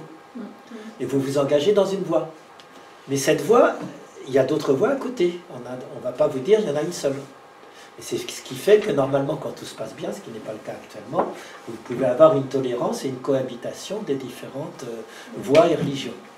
Tout ça, c'est une parenthèse pour dire que on arrive entre -500 et -100 à la Bhagavad Gita, qui va être un tout petit poème enchâssé dans un immense récit légendaire, qui est le nouveau message de l'Inde, qui va dire aux hommes, de manière triomphale, aux Indiens, comment ils peuvent rester dans la société tout en devenant libérés. Puisque jusqu'à la Bhagavad Gita, il faut quitter la société pour se libérer. La Bhagavad Gita, c'est vraiment la réponse, comment je peux rester un maître de maison, un laïc, vivre dans la société, tout en cherchant la libération sans avoir besoin de sortir du monde. Donc c'est un poème de 18 chapitres qui est enchâssé dans le fameux Mahabharata. Le Mahabharata. C'est valable pour toutes les castes. La Bhagavad Gita Oui. Oui, je crois, tout à fait, si je ne me trompe pas. Oui, oui. C'est un message universel à ce niveau-là qui peut s'appliquer à tout le monde. Mais on va voir dans quel sens c'est chacun à sa place et faisant ce qu'il fait. Donc c'est 18 chapitres, un court poème enchâssé dans le Mahabharata qui est une immense épopée dont je vous ai parlé hier, hein, qui reflétait les luttes entre les Aryens et les populations autochtones, un peu comme l'Iliade et l'Odyssée, et qui est le cœur de l'hindouisme. Le contexte qui est important de comprendre, c'est le drame de conscience et la tentation du renoncement avant une bataille fatidique. Donc le Mahabharata, il y a les deux clans qui s'affrontent depuis tout le temps. Il y a la lutte entre les 5 Pandavas, qui sont les fils de Panda, qui sont des demi-dieux, et leurs 100 cousins Kaurava. Juste avant que les deux immenses armées s'affrontent, Arjuna, qui est un Pandava, qui est le chef de l'armée des Pandavas, donc Arjuna est sur son char, il va souffler dans la conque pour déclencher le combat, et soudain, il voit dans l'armée juste en face de lui, à quelques cinquantaines de mètres, qu'il y a dans le camp opposé ses amis et ses parents, ses cousins, parce que c'était des cousins de l'armée opposée. Donc soudain, il se met à avoir un doute, juste au moment de lancer l'assaut. Et il se dit, bah, si je fais ça, à la fois je vais tuer, je vais moi-même me condamner à revenir une infinité de fois sur vie, etc. Il est tenté par la voie des renonçants. Je vais renoncer, puisque je ne vais faire que du mal en déclenchant le combat. Voir la non-action. Comment? Voir la non-action. Oui, alors qu'est-ce qu'il va pouvoir faire? Et donc, c'est vraiment le symbole de la crise ouverte par les renonçants, la tentation du refus de tout acte social dans un idéal de non-action, effectivement, hein, totalement, qui touche jusqu'au sommet du royaume et des rois. On voit que là, c'est le roi en train de déclencher la bataille qui est saisi par le doute des renonçants. La bataille est suspendue magiquement. Et Krishna, le dieu Krishna, vient parler à Arjuna et va lui délivrer le message qui va être la réponse de Krishna. Donc il vient le conseiller et tout le poème de la Bhagavad Gita relate le drame de conscience d'Arjuna et les réponses de Krishna pour le convaincre de la bonne solution que je vous dirai à la fin. À la fin, c'est simple. Lorsqu'Arjuna aura trouvé la solution, la bataille suspendue va pouvoir reprendre. Et on y va, parce que, quand même la seule condition, parce que la bataille est juste et qu'elle correspond au rétablissement de l'ordre du monde. Donc il n'y a pas de problème, vas-y et tout. Mais ce qui est intéressant, c'est le message avant ça, c'est le dénouement amusant pour nous. On se dit, ça y est, il va faire le Pacifique, mais non, ça va être juste, je résous ton problème de conscience, maintenant tu peux agir, vas-y. Si ton devoir c'est de mener cette bataille parce que les autres sont dans le mal et méchants, fais-le. Mais à une condition. Sauve-toi toi-même en faisant ça. Comment tu peux te sauver toi-même en déclenchant une bataille qui va faire des milliers de morts, si c'est la cause juste, entre guillemets. Ben, ça va être tout le message que je vais vous dire dans la prochaine diapo. Agir conformément au dharma sans retomber dans le samsara. Sans empreinte, en fait. Alors, comment? Sans avoir une empreinte. Oui, sans avoir l'empreinte karmique. C'est-à-dire que c'est toute une réflexion, là encore, sur qu'est-ce que c'est que l'acte. C'est pas l'acte en soi qui m'enchaîne. C'est le ressentiment subjectif et affectif de l'acte sur moi qui m'enchaîne. Ça, c'est toute la nuance et toute la grande clé psychologique que va amener la Bhagavad Gita, qui va permettre de réintégrer l'acte et les renonçants dans la société s'ils le veulent. Donc, on dit toujours qu'il faut échapper au samsara, hein, mais d'abord, ce que va faire Krishna, c'est relativiser le drame de conscience d'Arjuna. Bien sûr, il va y avoir des vies perdues dans la bataille, mais elles ne sont pas véritablement perdues, puisqu'elles vont se réincarner dans d'autres êtres.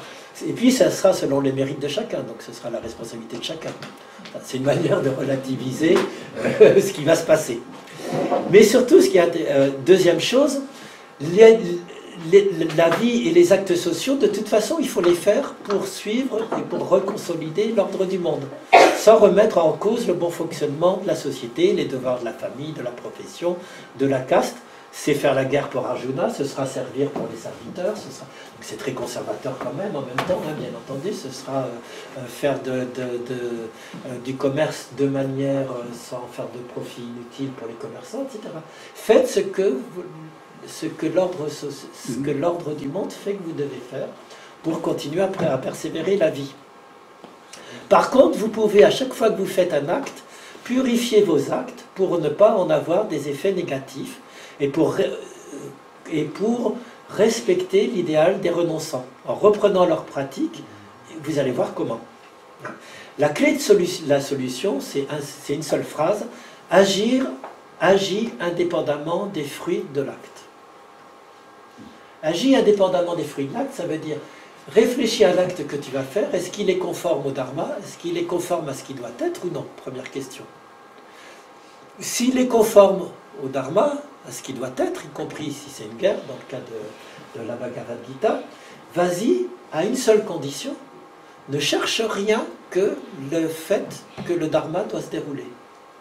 Si tu cherches à en être content, si tu fais des honneurs après comme faisaient les Romains après une victoire, si tu en trouves une satisfaction parce que tu as gagné et que tu as réussi ton acte, tu es enchaîné.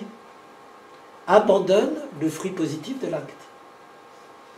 Et alors ça, comme disait mon professeur quand il expliquait ça, c'était amusant, il disait, ça à la rigueur c'est relativement facile, parce que quand vous êtes le gagnant, vous pouvez toujours vous dire que malgré tout, vous pouvez passer au-dessus, vous auriez pu perdre, c'était pas un souci.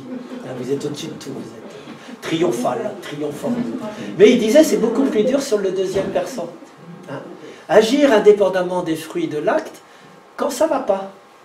Quand l'acte fait des conséquences négatives, quand la guerre est perdue, quand ce que vous avez cru être conforme au dharma se passe mal. Et bien là, c'est beaucoup plus dur. Agir sans se faire affecter par le fait qu'il y a un échec, sans vous remettre en cause, ça c'est le moi à ce moment-là, hein, sans vous m'originer, culpabiliser, ou à l'inverse, sans aller dire c'est la faute des autres. Chercher le fusible, le mauvais, etc.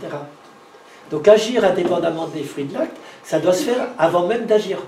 Parce que si vous le faites après coup, c'est trop tard. Vous avez la satisfaction de l'acte ou vous avez la déception de l'acte. Donc c'est avant même chaque acte que vous devez essayer de purifier vos intentions pour le faire conformément au dharma, sans rien en attendre. Ça suppose d'en connaître le résultat alors? Non, ça suppose d'envisager les deux résultats. Le résultat, positif ou négatif. D'envisager les résultats. D'accepter. Oui, d'envisager que le résultat... que ce soit ceci ou cela. Tout à fait. D'envisager que le résultat de l'acte soit positif ou négatif. Donc j'envisage que ça peut marcher, j'envisage que ça ne peut pas marcher, je reviens simplement à le faire parce que c'est conforme au dharma, et j'essaye de me dire que je vais le faire sans chercher ni une satisfaction, ni après à être en ressentiment ou autre, si ça ne marche pas. Par rapport à ce que tu nous as présenté, c'est la première fois qu'on y a quelque part, on pose l'intention avant. Oui, tout à fait, totalement. Où il y a une, voilà, on voit l'intention et c'est en fonction de l'intention, exactement, on prend la décision ou pas. Oui, tout à fait. Oui, tout à fait. L'intention et la prise en compte de la conséquence en plus. Voilà. Oui, totalement. C'est là que c'est vraiment une révolution, la Bhagavad Gita. C'est pas l'acte en soi qui emprisonne. Oui. C'est mon lien à l'acte, c'est un peu ce qu'avaient dit les premiers aussi, mais oui, tout à fait. C'est le moment où il y a une psychologisation, une intériorisation encore du... Alors la fameuse intériorisation du sacrifice, c'est là qu'elle devient ultime. Il faut sacrifier mon attachement à l'acte, au ressenti de l'acte sur moi. Tout à fait. Du coup, on sort de la dualité. Oui, bien sûr. On sort de la dualité parce qu'on n'est qu'un instrument du dharma qui se fait. Donc il n'y a plus d'acteurs, il n'y a plus de guerriers qui tuent. Mal pensé, ça peut être très, très grave, hein, bien sûr. Mal interprété. Ça peut être interprété comme assez pratique. Non, mais bien sûr, avec toutes les dérives possibles. Mais dans le sens spirituel, c'est ça. Bien sûr qu'il peut y avoir plein de dérives. Mais le message est fondamentalement puissant et intéressant, je trouve. Agissez indépendamment des fruits de l'acte, sans vouloir en ressentir du bien, sans vouloir en ressentir du mal, et quelle est votre intention. Donc c'est vraiment le retour à l'intention et à l'intentionnalité. C'est là qu'il y a vraiment un tournant. qui se fait. Et c'est là qu'ils peuvent dire, ben, c'est pas la peine de renoncer au monde, c'est pas la peine de menacer la stabilité de la société indienne, les rois qui partent, les guerriers qui partent, restez dans la société. Simplement, cultivez ce non-attachement, et cultivez dans chacun de vos actes. C'est un peu Mushotoku, à ce sens. Et le bodhisattva. Oui, oui aussi. Oui, on va voir que le bodhisattva, c'est une réponse pour moi à la Bhagavad Gita, bien entendu. Oui, tout à fait, totalement. Ouais, parce que la Bhagavad Gita arrive quand même la première, et c'est pas un hasard, mais on le verra demain. Ça. Oui, tout à fait. Hein. C'est tout dans la même mouvance. Hein. C'est ça qui est très intéressant. Voilà. Donc chacun peut purifier ses actes, la clé de la solution. Par contre, c'est facile à dire, hein. Je vais réfléchir à mon intention et puis je me fais grand sage, peu importe que ça marche ou que ça ne marche pas. Donc, ce n'est pas une décision intellectuelle, il y a un travail de transformation sur soi, et c'est là que la Bhagavad Gita vous dit qu'il y a un triple yoga à réaliser. Donc c'est une voie beaucoup plus ardue qu'on ne le pense, ce n'est pas juste agir indépendamment. Donc quel est ce triple yoga? Il y a le karma, c'est un karma yoga. Le yoga de l'action, c'est ce que je viens de vous expliquer. Agir sans être lié à ses actes, en faisant ce qu'il faut, sans chercher de fruits personnels, de profits personnels, sans s'y attacher. C'est rechercher au niveau de l'intention l'acte juste. On est vraiment très proche à ce niveau-là. Hein. Sans en être l'auteur intéressé. Je suis voir que c'est Krishna ou que c'est l'ordre du monde qui parle à travers moi et essayer d'effacer l'ego à travers mes actes. Donc il faut être dans l'intuition. Dans l'intuition de ce qui est à la bonne place, de ce qui se fait de manière juste, etc. Tout à fait. Donc ça, c'est le karma yoga. Ça implique un deuxième pilier, la bhakti yoga. C'est pour arriver à ça, ben, la voie de la dévotion va devenir fondamentale. Choisissez un Dieu, et le fait que vous transfériez tous vos affects sur ce Dieu, que c'est Dieu qui agit à travers vous, ça va vous permettre de vous libérer de votre ego. Donc la bhakti, en plus de ça, ça correspondait à toute cette revendication populaire indienne qui est le fameux polythéisme, leur petit hôtel, leur Dieu et tout. Hein. Donc c'est là que l'hindouisme est très fort. Il reprend tous les cultes populaires et toutes les divinités, le polythéisme vivant qui continue à énerver la société indienne en disant ça peut être une voie de salut finalement. Si vous choisissez votre divinité et que vous donnez tout à cette divinité, vous allez effacer votre ego. Donc on resacralise la vie par une dévotion joyeuse à un Dieu sauveur qui agit à travers moi, à travers des prières, à travers des dévotions, à travers des chants qui vont canaliser, sublimer les passions de l'ego vers le Dieu élu. C'est de là que va venir tout le vishnouisme et le shivaïsme, non-duel dont je vous parlerai demain, et aussi les cultes de Rama avec Ramakrishna, etc. Et donc tout un puissant mouvement dévotionnel qui ressurgit avec fond, qui peut être une des voies pour la fameuse action indépendamment des fruits de l'acte. Et le troisième, c'est vraiment, si vous voulez vraiment appliquer la Bhagavad Gita, c'est pas juste une réflexion. Il y a du yoga, il y a du karma de yoga, il y a de la bhakti yoga, et le dernier c'est le jnana yoga de la connaissance.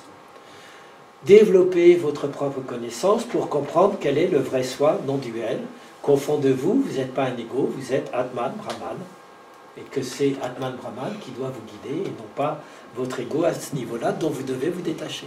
Donc une introspection. Oui, bien sûr, tout à fait.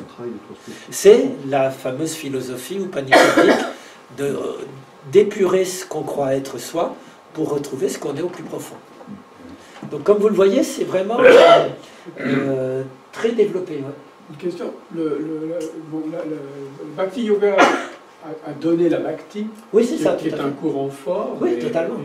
Bien sûr. Présent aujourd'hui. La Bhakti existait même déjà un peu avant, et c'est thématisé par la Bhagavad Gita en Bhakti Yoga. Mais pour pratiquer le yoga de l'action et celui de la connaissance, est-ce qu'il y a des techniques qui ont aussi, des méthodes qui ont été aussi développées? Oui, bah, les Indiens, ils ont inventé les manuels de développement personnel avant tout ce qu'on voit aujourd'hui. Il y a plein de méthodes sur le karma yoga, et puis le jnana yoga par contre. Donc sur le karma yoga, oui, il y a plein de méthodes comme ça fait partie du yoga à partir de la Bhagavad Gita. La même manière qu'il y a toutes les postures, il y a à cultiver, mais alors là c'est beaucoup des méthodes d'éthique, de réflexion sur son attention, sur ceci, etc.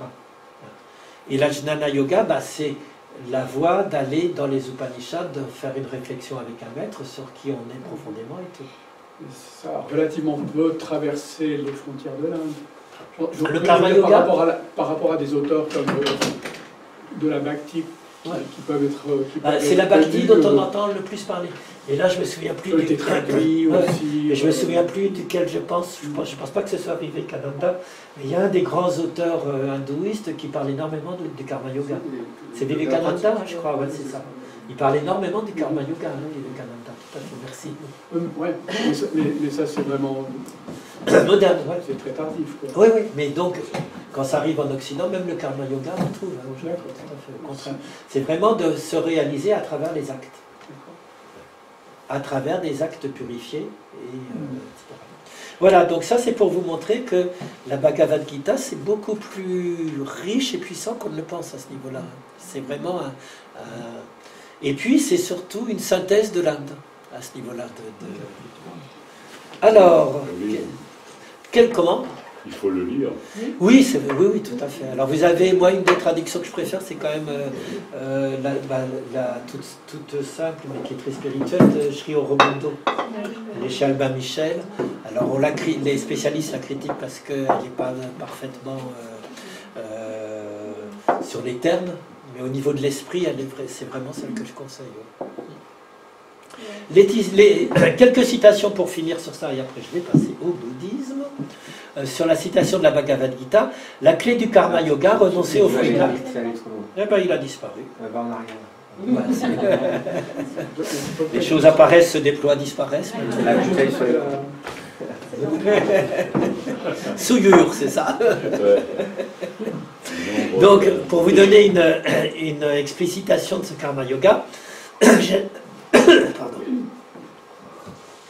j'aspire à connaître le but du renonçant, ô toi aux bras puissants. Donc c'est Arjuna qui parle à Krishna, oui. Et aussi le but du samyasa. Le samyasa, c'est le renonçant. Quel est donc le but, demande Arjuna. Et Krishna lui répond, abandonner les fruits de tout acte, voilà ce qu'engendrent les sages par ce mot renoncement.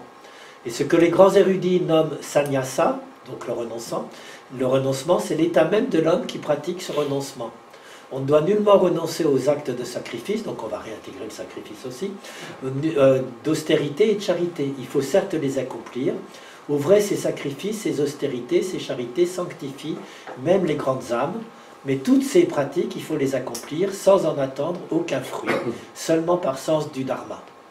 Sens du devoir, c'est pas dans notre sens, c'est vraiment conforme au dharma. L'ordre des choses. L'ordre de ce que devraient être les choses. Tout se complique quand l'ordre de ce que devraient être les choses ne correspond plus à l'ordre de la société.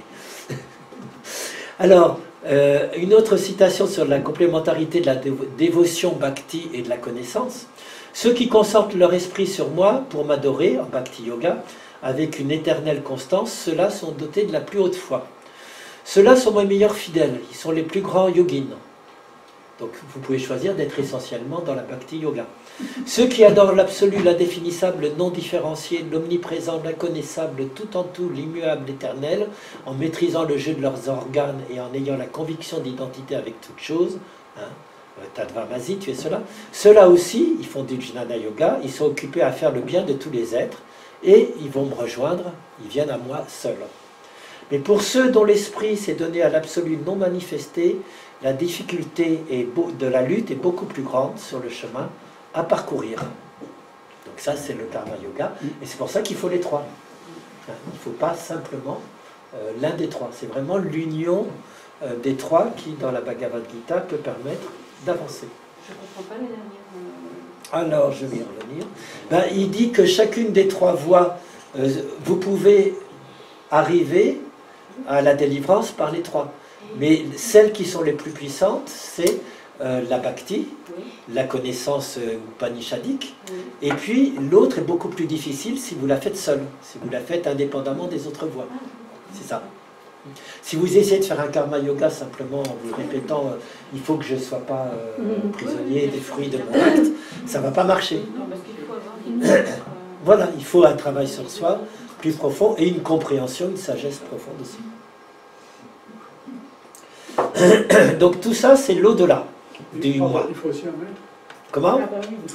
Globalement, pour ces 3 yogas, il faut aussi un maître. Oui, tout à fait. Ah oui, oui, dans l'hindouisme, il y a toujours un gourou et un maître qui guide, totalement. Encore plus que... Oui, oui, tout à fait. Comment? On peut... Les grands sages pratiquent seuls. Mais la consigne, c'est qu'il y a un maître qui vous accompagne. Tout à fait. Alors, je vais demander à mon moi numéro 2 de me mettre...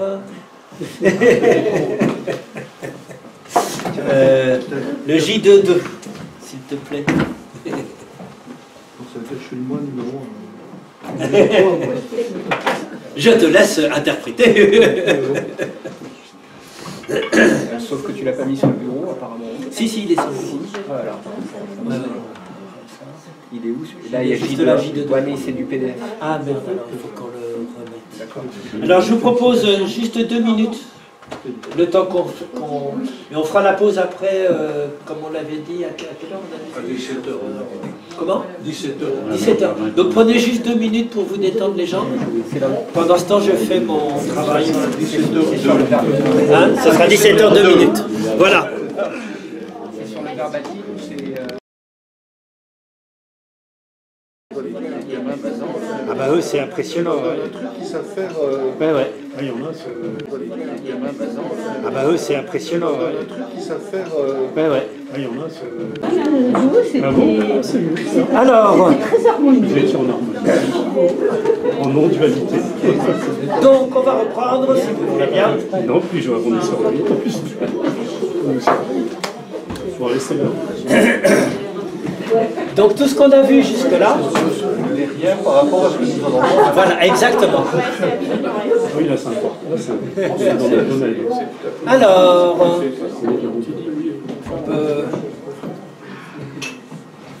donc on va pouvoir reprendre avec cette jolie transition qu'on vient de me souffler, tout ce que vous avez vu jusque-là, mais rien par rapport à ce que vous allez voir maintenant, puisque nous en arrivons à notre chapeau bouddhiste, qui est qui pour moi est quand même très différent dans le... Oui, il y en a aussi un petit sur les 4 nobles vérités. Et donc, la grande différence, c'est qu'on cherche, dans tous les mouvements hindous que je vous ai montrés là, on cherche un au-delà du moi. Vous l'avez bien vu, de trouver soit de se résorber dans le fond commun de toute chose, soit de chercher visiblement, carrément, un principe transcendant qui échappe à la fois au moi et même à la nature éventuellement. Dans le bouddhisme, on va chercher, c'est une autre voie radicale qui va consister à chercher à résorber le moi dans un fond sous-jacent qui n'est pas ni le fond des Upanishads, ni un principe transcendant. Donc je vais revenir, hier je vous ai dit simplement sur la vie du Bouddha, je vais revenir sur 2 choses dans le bouddhisme pour voir comment on n'est pas dans un au-delà du moi pour moi, mais plutôt dans un en-deçà du moi, comme logique, voilà, pour dire à Guy. Donc je reviens aux 4 nobles vérités, je vais passer rapidement, puisque Guy les a déjà présentées aussi, je vais reprendre mes lunettes qui sont là-bas.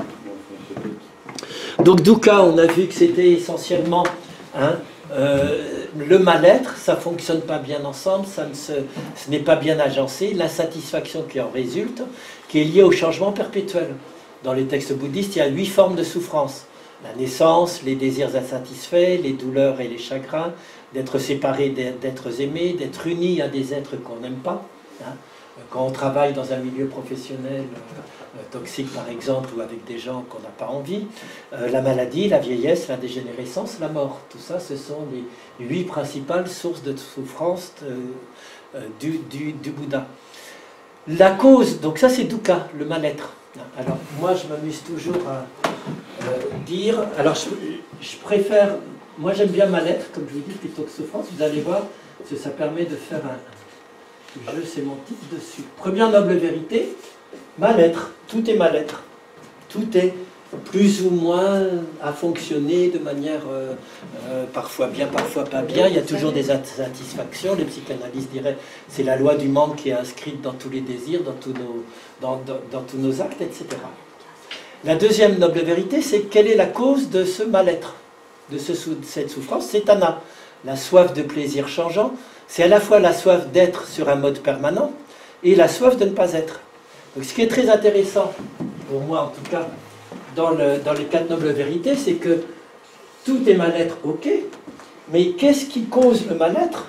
C'est notre croyance à l'être. C'est de vouloir perdurer comme un être. C'est la soif d'être. Donc, la cause, elle n'est pas dans le mal, elle est dans la croyance en l'être. En cette volonté, et si je n'ai plus la croyance à vouloir persévérer dans l'être, je vais vouloir persévérer dans le non-être, qui est l'autre face. La soif, c'est d'être ou de ne pas être. Donc, la deuxième noble vérité, c'est Anna, cette soif insatiable. Je garde mal, et je mets entre parenthèses mes croyances en l'être. La troisième noble vérité, c'est quoi? La troisième noble vérité, c'est il existe une cessation possible. Hein? Nirvana, nirodha, ça veut dire éteindre. Le sens de nirvana, hein, ça vient de la racine nir, qui est juste souffler une bougie. C'est ça. C'est juste éteindre. L'extinction. Et pas l'extinction de toute chose, c'est éteindre les principes qui nous font être mal, qui nous font être dans la souffrance perpétuelle, la soif et tout. Donc, dans la troisième noble vérité, je vais essayer de m'intéresser à ce qui est l'ordre 3 et 4, je vais mettre en même temps, mal, être déjà, et la quatrième noble vérité, c'est la fameuse voie dont on a parlé hier, pour pouvoir arriver à cette extinction des souffrances. Et là, j'ai donc à la fin... Voilà. C'est-à-dire que je pars du mal-être, j'essaye dans la deuxième noble vérité de mettre entre parenthèses, de comprendre, d'évacuer, de faire le vide dans cette persistance volonté d'être. Après, je m'intéresse à tout ce qui est la voie, comment retirer tout ce qui est les entraves sur la voie, et lorsque j'ai retiré les deux, il reste juste le silence. À la fin, il y a une parenthèse. Voilà. Bon, c'est juste une petite illustration métaphorique des 4 nobles vérités à partir de ce petit schéma, hein, qui est un schéma d'évacuation. Vous retrouvez bien entendu la vacuité comme principe d'évacuation. Bon, tout ça pour dire quoi? Tout ça pour dire que la voie octuple, celle qui arrive à cette évacuation finale de tout point de vue, Guy l'a dit, je le redis très rapidement, il y a 3 principes éthiques, 3 méthodes de méditation et 2 modes de recherche de la sagesse, hein, dans la voie octuple du Bouddha, qu'on est invité à suivre. Les 3 principes éthiques pour se détacher de l'ego et de sa soif dans la vie quotidienne, c'est le métier juste sans nuire, hein, trouver un métier juste qui ne nuise pas, une parole juste et bienveillante et des actes justes qui ne nuisent pas eux non plus. L'éthique ne suffit pas, il faut aussi des méthodes de méditation qui vont faire cesser l'agitation mentale de l'ego. C'est les branches 6, 7 et 8. Un effort juste sans excès ni laxisme, l'établissement d'une attention stable avec la pleine conscience focalisée sur le souffle, sur les sensations corporelles, on l'a vu, l'approfondissement des états méditatifs avancés de joie, de bonheur, de félicité et d'équanimité qui sont les 4 Brahma Vihara. Donc ça, c'est tout ce qui est nécessaire sur la voie. Et puis, ce n'est pas que de l'éthique et de la méditation, la voie du Bouddha dans les 4 nobles vérités, c'est aussi une recherche de sagesse et de compréhension, comme dans tout ce qu'on a vu avant. C'est pour ça que le Bouddha sort vraiment de toutes ces croyances fondamentales que l'ignorance est là en premier et qu'il faut comprendre ce qui se passe. Donc les 2 modes de recherche de sagesse et de compréhension profonde de la vie, les branches 1 et 2, c'est la connaissance profonde du réel comme il est, le réellement réel, dit l'Upanishad, ouvrant à l'intuition ultime de la vacuité de toute chose. Ce qui est ma dernière petite mal-être, je passe au mal-être, après je mets avec la voix le mal entre parenthèses, et j'arrive juste à cette intuition de la vacuité ultime de toute chose. La prescription du Bouddha, au résumé, vise à déconditionner, à désancrer le moi ou l'ego de sa soif par un nouveau mode de vie non avide, par un travail méditatif sur soi pour retrouver des états soit subconscients, soit supérieurs de conscience, et par une compréhension intuitive profonde de la vie. C'est vraiment les 3 en même temps, hein, qu'on retrouve dans les 4 nobles vérités.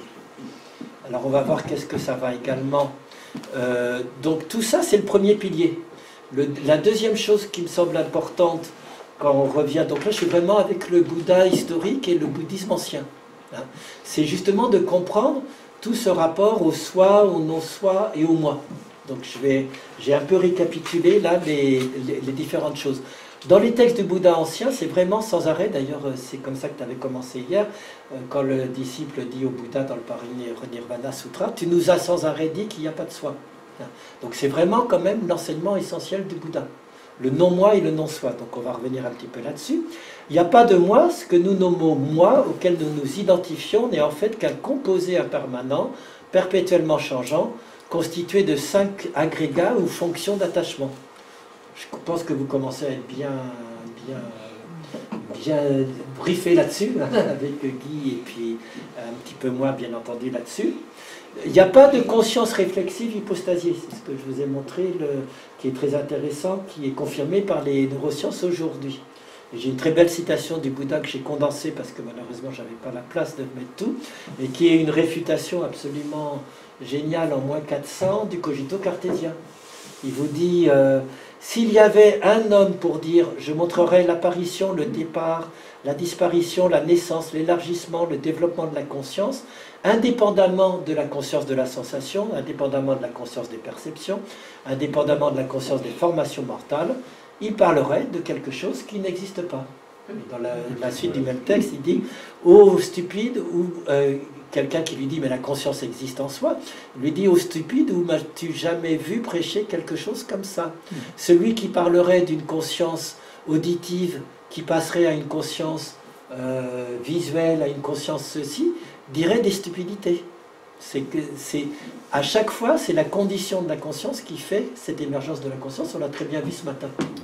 Et c'est vraiment ça, la position qu'on retrouve dans les textes les plus anciens du Bouddha. Il n'y a pas de conscience hypostasiée à ce niveau-là dans les textes anciens. Le mot hypostasié, ça veut dire... Hypostasié, ça veut dire poser comme un principe qui existe en soi.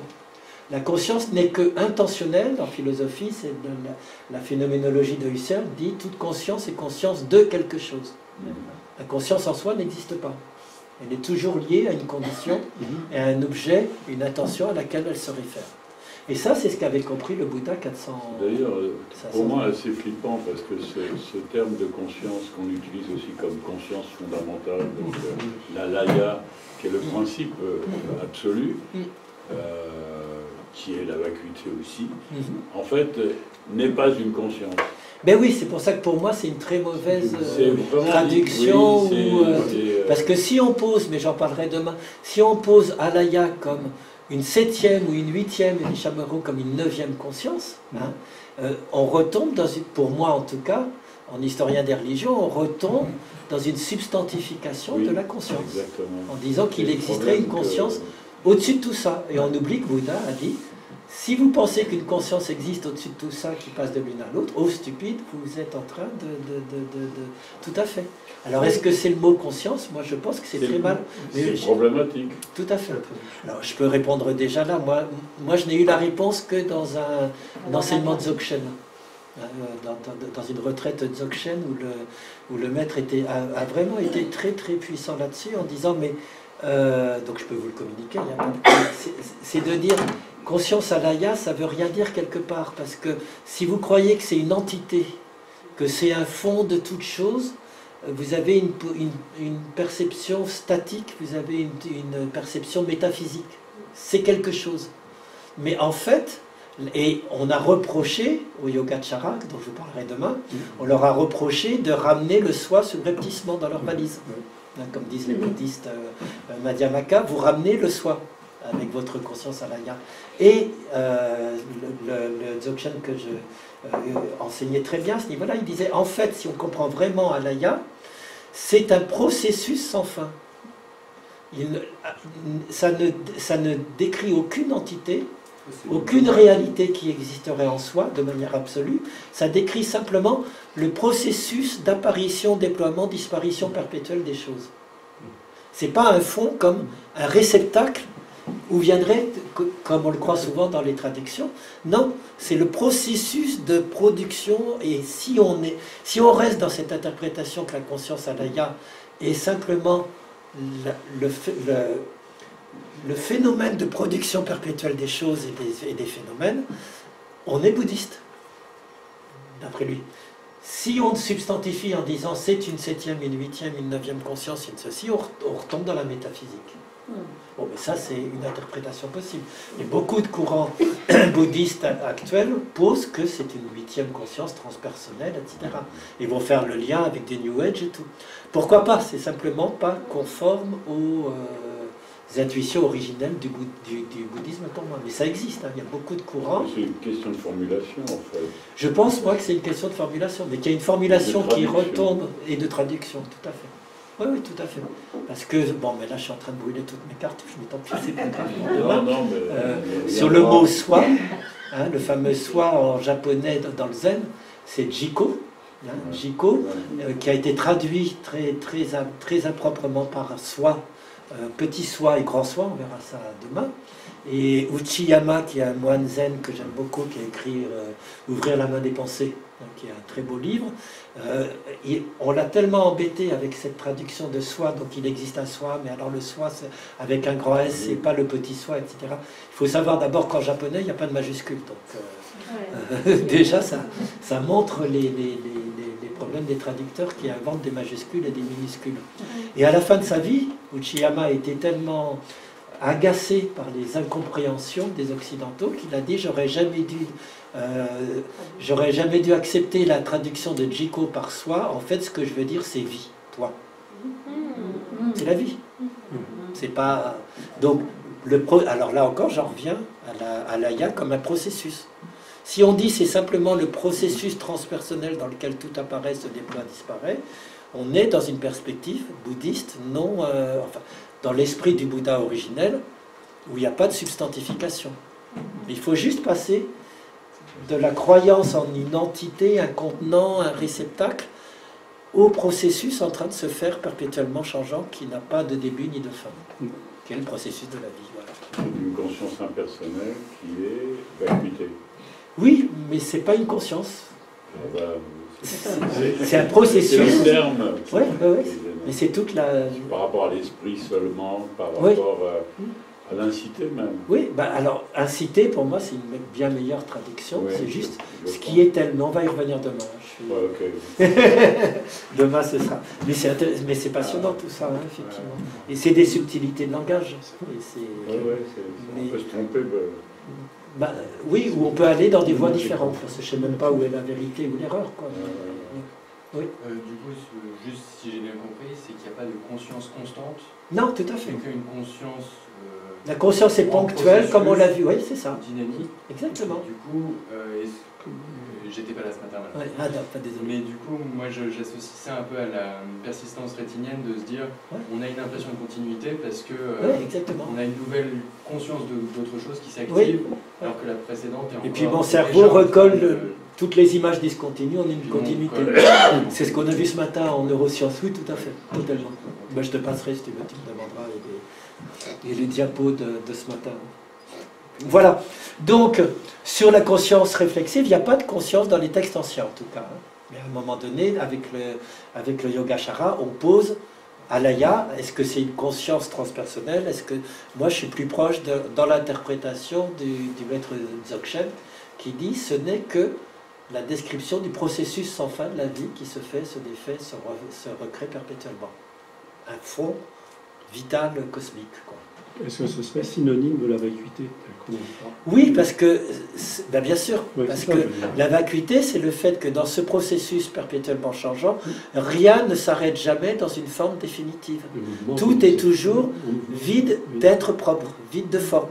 Ce ne sont que des formes en devenir, en évolution, en apparition, disparition. Mais il n'y a pas d'être. Donc la vacuité, c'est totalement le corrélat de cette production perpétuelle de phénomènes qui apparaissent, se déploient, disparaissent dans la vacuité, qui en ressurgissent. Encore coup et chiquet, tout à fait. Oui, pardon. Qu'est-ce que vous appelez un processus? Le processus, c'est la vie, c'est la production. Moi, je trouve que Ishiyama, à la fin de sa vie, quand il dit c'est juste la vie que je voulais dire. C'est une dynamique. C'est la dynamique, c'est le processus de la vie, c'est l'énergie. C'est tout ce qui se passe, tout ce qui se produit. C'est ce qui apparaît qui disparaît. Oui, c'est ça. Comme ça, spontanément. Oui, sans arrêt. Oui, on apparaît, on va disparaître. Une fleur, elle le fait en quelques jours. Nous, on le fait en 60 ans, 70 ans, 80 ans. Un éléphant, il le fait en 200 ans. Tout apparaît, se déploie, disparaît. Et si je prends un point de vue un petit peu comme ça, tout n'est que ça. N'est que ce jeu d'auto, mais un jeu d'auto-métamorphose perpétuelle. En tout cas, moi, c'est comme ça que je le... L'Alaya, c'est la conscience réservoir, comme on dit, ou le karma. Elle est traduite comme conscience réservoir. Moi, j'ai beaucoup de réticence sur cette traduction. Ce conscience réservoir, c'est comme s'il y avait un grand réceptacle, c'est un peu naïf, quoi. C'est quand même là que le karma... C'est le problème aussi, oui. C'est... Allez, j'ai un grand chaudron et je mets tous vos karmas et tous vos effets du karma dedans. Ça boue et puis ça va vous faire renaître ailleurs. Bon, c'est un peu... Ouais. Il peut y avoir cette lecture. Il peut y avoir la lecture New Age d'une conscience transpersonnelle cosmique. Ça existe aussi chez les bouddhistes. Il y a beaucoup qui partent dans cette lecture transpersonnelle. Et puis, il peut y avoir, en tout cas dans le Dzogchen, qui moi m'a plutôt convaincu à ce niveau-là, cette lecture simplement d'auto-transformation perpétuelle de la vie. Mais ça, disons, c'est les limites de nos possibilités conceptuelles. Oui, totalement, bien sûr. Et c'est le fait que de toute façon, on va créer des histoires là aussi là-dessus. On est en train de créer 3 histoires là dans les 3 interprétations que je vous donne. C'est pour ça que demain je vous reparlerai de Nagarjuna quand même, pour essayer de se méfier de toute position. Il n'en parle pas Nagarjuna de la conscience. Si, quand il parle des agrégats, mais ce n'est que l'un du 5e agrégat. Mais on en reparlera demain parce que c'est après Nagarjuna que vient le Yogacara. Que l'un des disciples de yoga de Nagarjuna critiquera et réfutera après. Donc ça, c'est dans les cuisines bouddhistes. Bon, on verra ça demain. Là, je reste sur le plus ancien, mais c'est important de distinguer. Donc pas de moi, pas de conscience qui existe en soi, uniquement intentionnelle et à condition, et dans des conditions, pardon. Pas plus de soi ou de principes transcendants. Nairatmya, contrairement aux lectures choquées du 19e siècle qui ne pouvaient admettre que Bouddha ait nié un principe éternel en l'homme.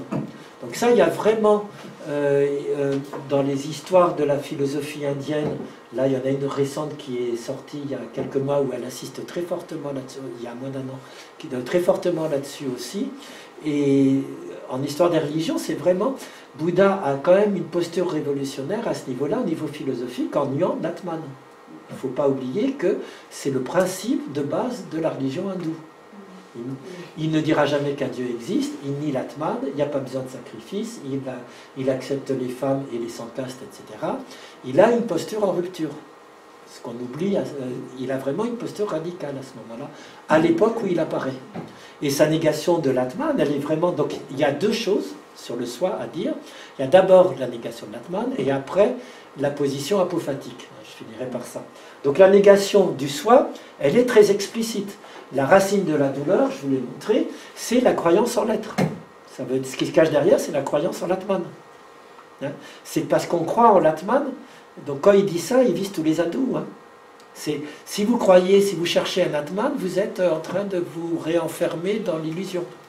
Et dans la douleur, etc. C'est cette soif d'être et de durer, d'avoir un je stable. Le je par rapport au moi, c'est ce fameux moi hypostasié. Je parle, c'est un principe dénonciateur, disait Nietzsche à Descartes. Dire je, c'est donc la substance pensante, le penseur. Je suis en train de faire de la métaphysique et d'être prisonnier des règles du langage. Ce qui est simplement un dénominateur, le locuteur qui parle devient une entité. Et c'est juste un jeu de langage et être prisonnier du langage, de dire je existe. Voilà. Donc une négation explicite du soi comme racine de la douleur, puisque il n'y a pas de je stable, au lieu de reconnaître que tout est impermanent.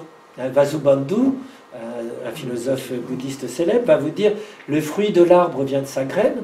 Ça ne veut pas dire que la graine existait de tout temps et qu'elle va continuer après. Elle était elle-même impermanente, elle est apparue, elle se déploie en fleurs et elle redisparaîtra. Donc c'est vraiment Batchelor, qui est un bouddhiste athée, vous dira aussi que, et Valpaula Rahula, qui est l'un des meilleurs commentateurs des textes anciens du Bouddha, insiste aussi sur le fait que dans le message du Bouddha historique, il y a vraiment la négation du soi. Il n'y a pas soi qui existe à ce niveau-là, le soi des hindous et plus généralement le soi. Donc, Anatman, Anatta, Muga en japonais, c'est la négation qu'il n'existe ni un soi ni un ego. Chaque chose est sans soi. Si souffrance et impermanence ne s'appliquent qu'aux phénomènes conditionnés, alors ce qui va un peu plus loin, c'est qu'avec Anatta, avec le non-soi, ça s'applique à toute chose, y compris au nirvana, qui est privé d'essence. Donc, tout est sans soi, y compris le nirvana, dans les textes anciens en tout cas. Donc ça, c'est la première position qu'on trouve dans les paroles authentiques, entre guillemets. Alors quand on dit les paroles authentiques, c'est vraiment quand on isole les textes palis les plus anciens. Et le deuxième aspect que Guy a bien montré, oui. Non, ni qu'il existe un moi ou ego, même en tant qu'illusion. Alors, non, qu'il existe en soi un moi, tout à fait. Il ne nie pas qu'il existe un ego relatif. Là, c'est un raccourci peut-être que j'ai fait. Il nie qu'il existe un ego réel. Il n'existe pas l'ego réel. Substantiel. Oui, il est insubstantiel. C'est une fabrication momentanée. Si on dit au Bouddha, ça bouge sans arrêt, ok. C'est relatif, ça change, c'est inconditionné, c'est impermanent. Mais en soi, ça n'existe pas. Le non-soi, c'est vraiment au niveau substantiel, au niveau d'une entité qui existerait, au niveau de la métaphysique en quelque sorte. C'est pour ça que moi je dis souvent dans ma thèse, je disais que dans le bouddhisme, ce n'est pas une métaphysique, mais c'est une ontologie. La négation de l'ontologie. Un discours sur le non-être de toute chose. Donc c'est ni de l'athéisme ni du matérialisme, parce qu'il n'est pas simplement tout ça, il n'y a que ce qui est là. C'est pas de la métaphysique non plus, parce qu'il va toujours refuser qu'il y ait une substance ultime. C'est une ontologie, un discours sur la négation de l'être de toute chose. Les philosophes de Kyoto, pour aller un peu dans mon sens,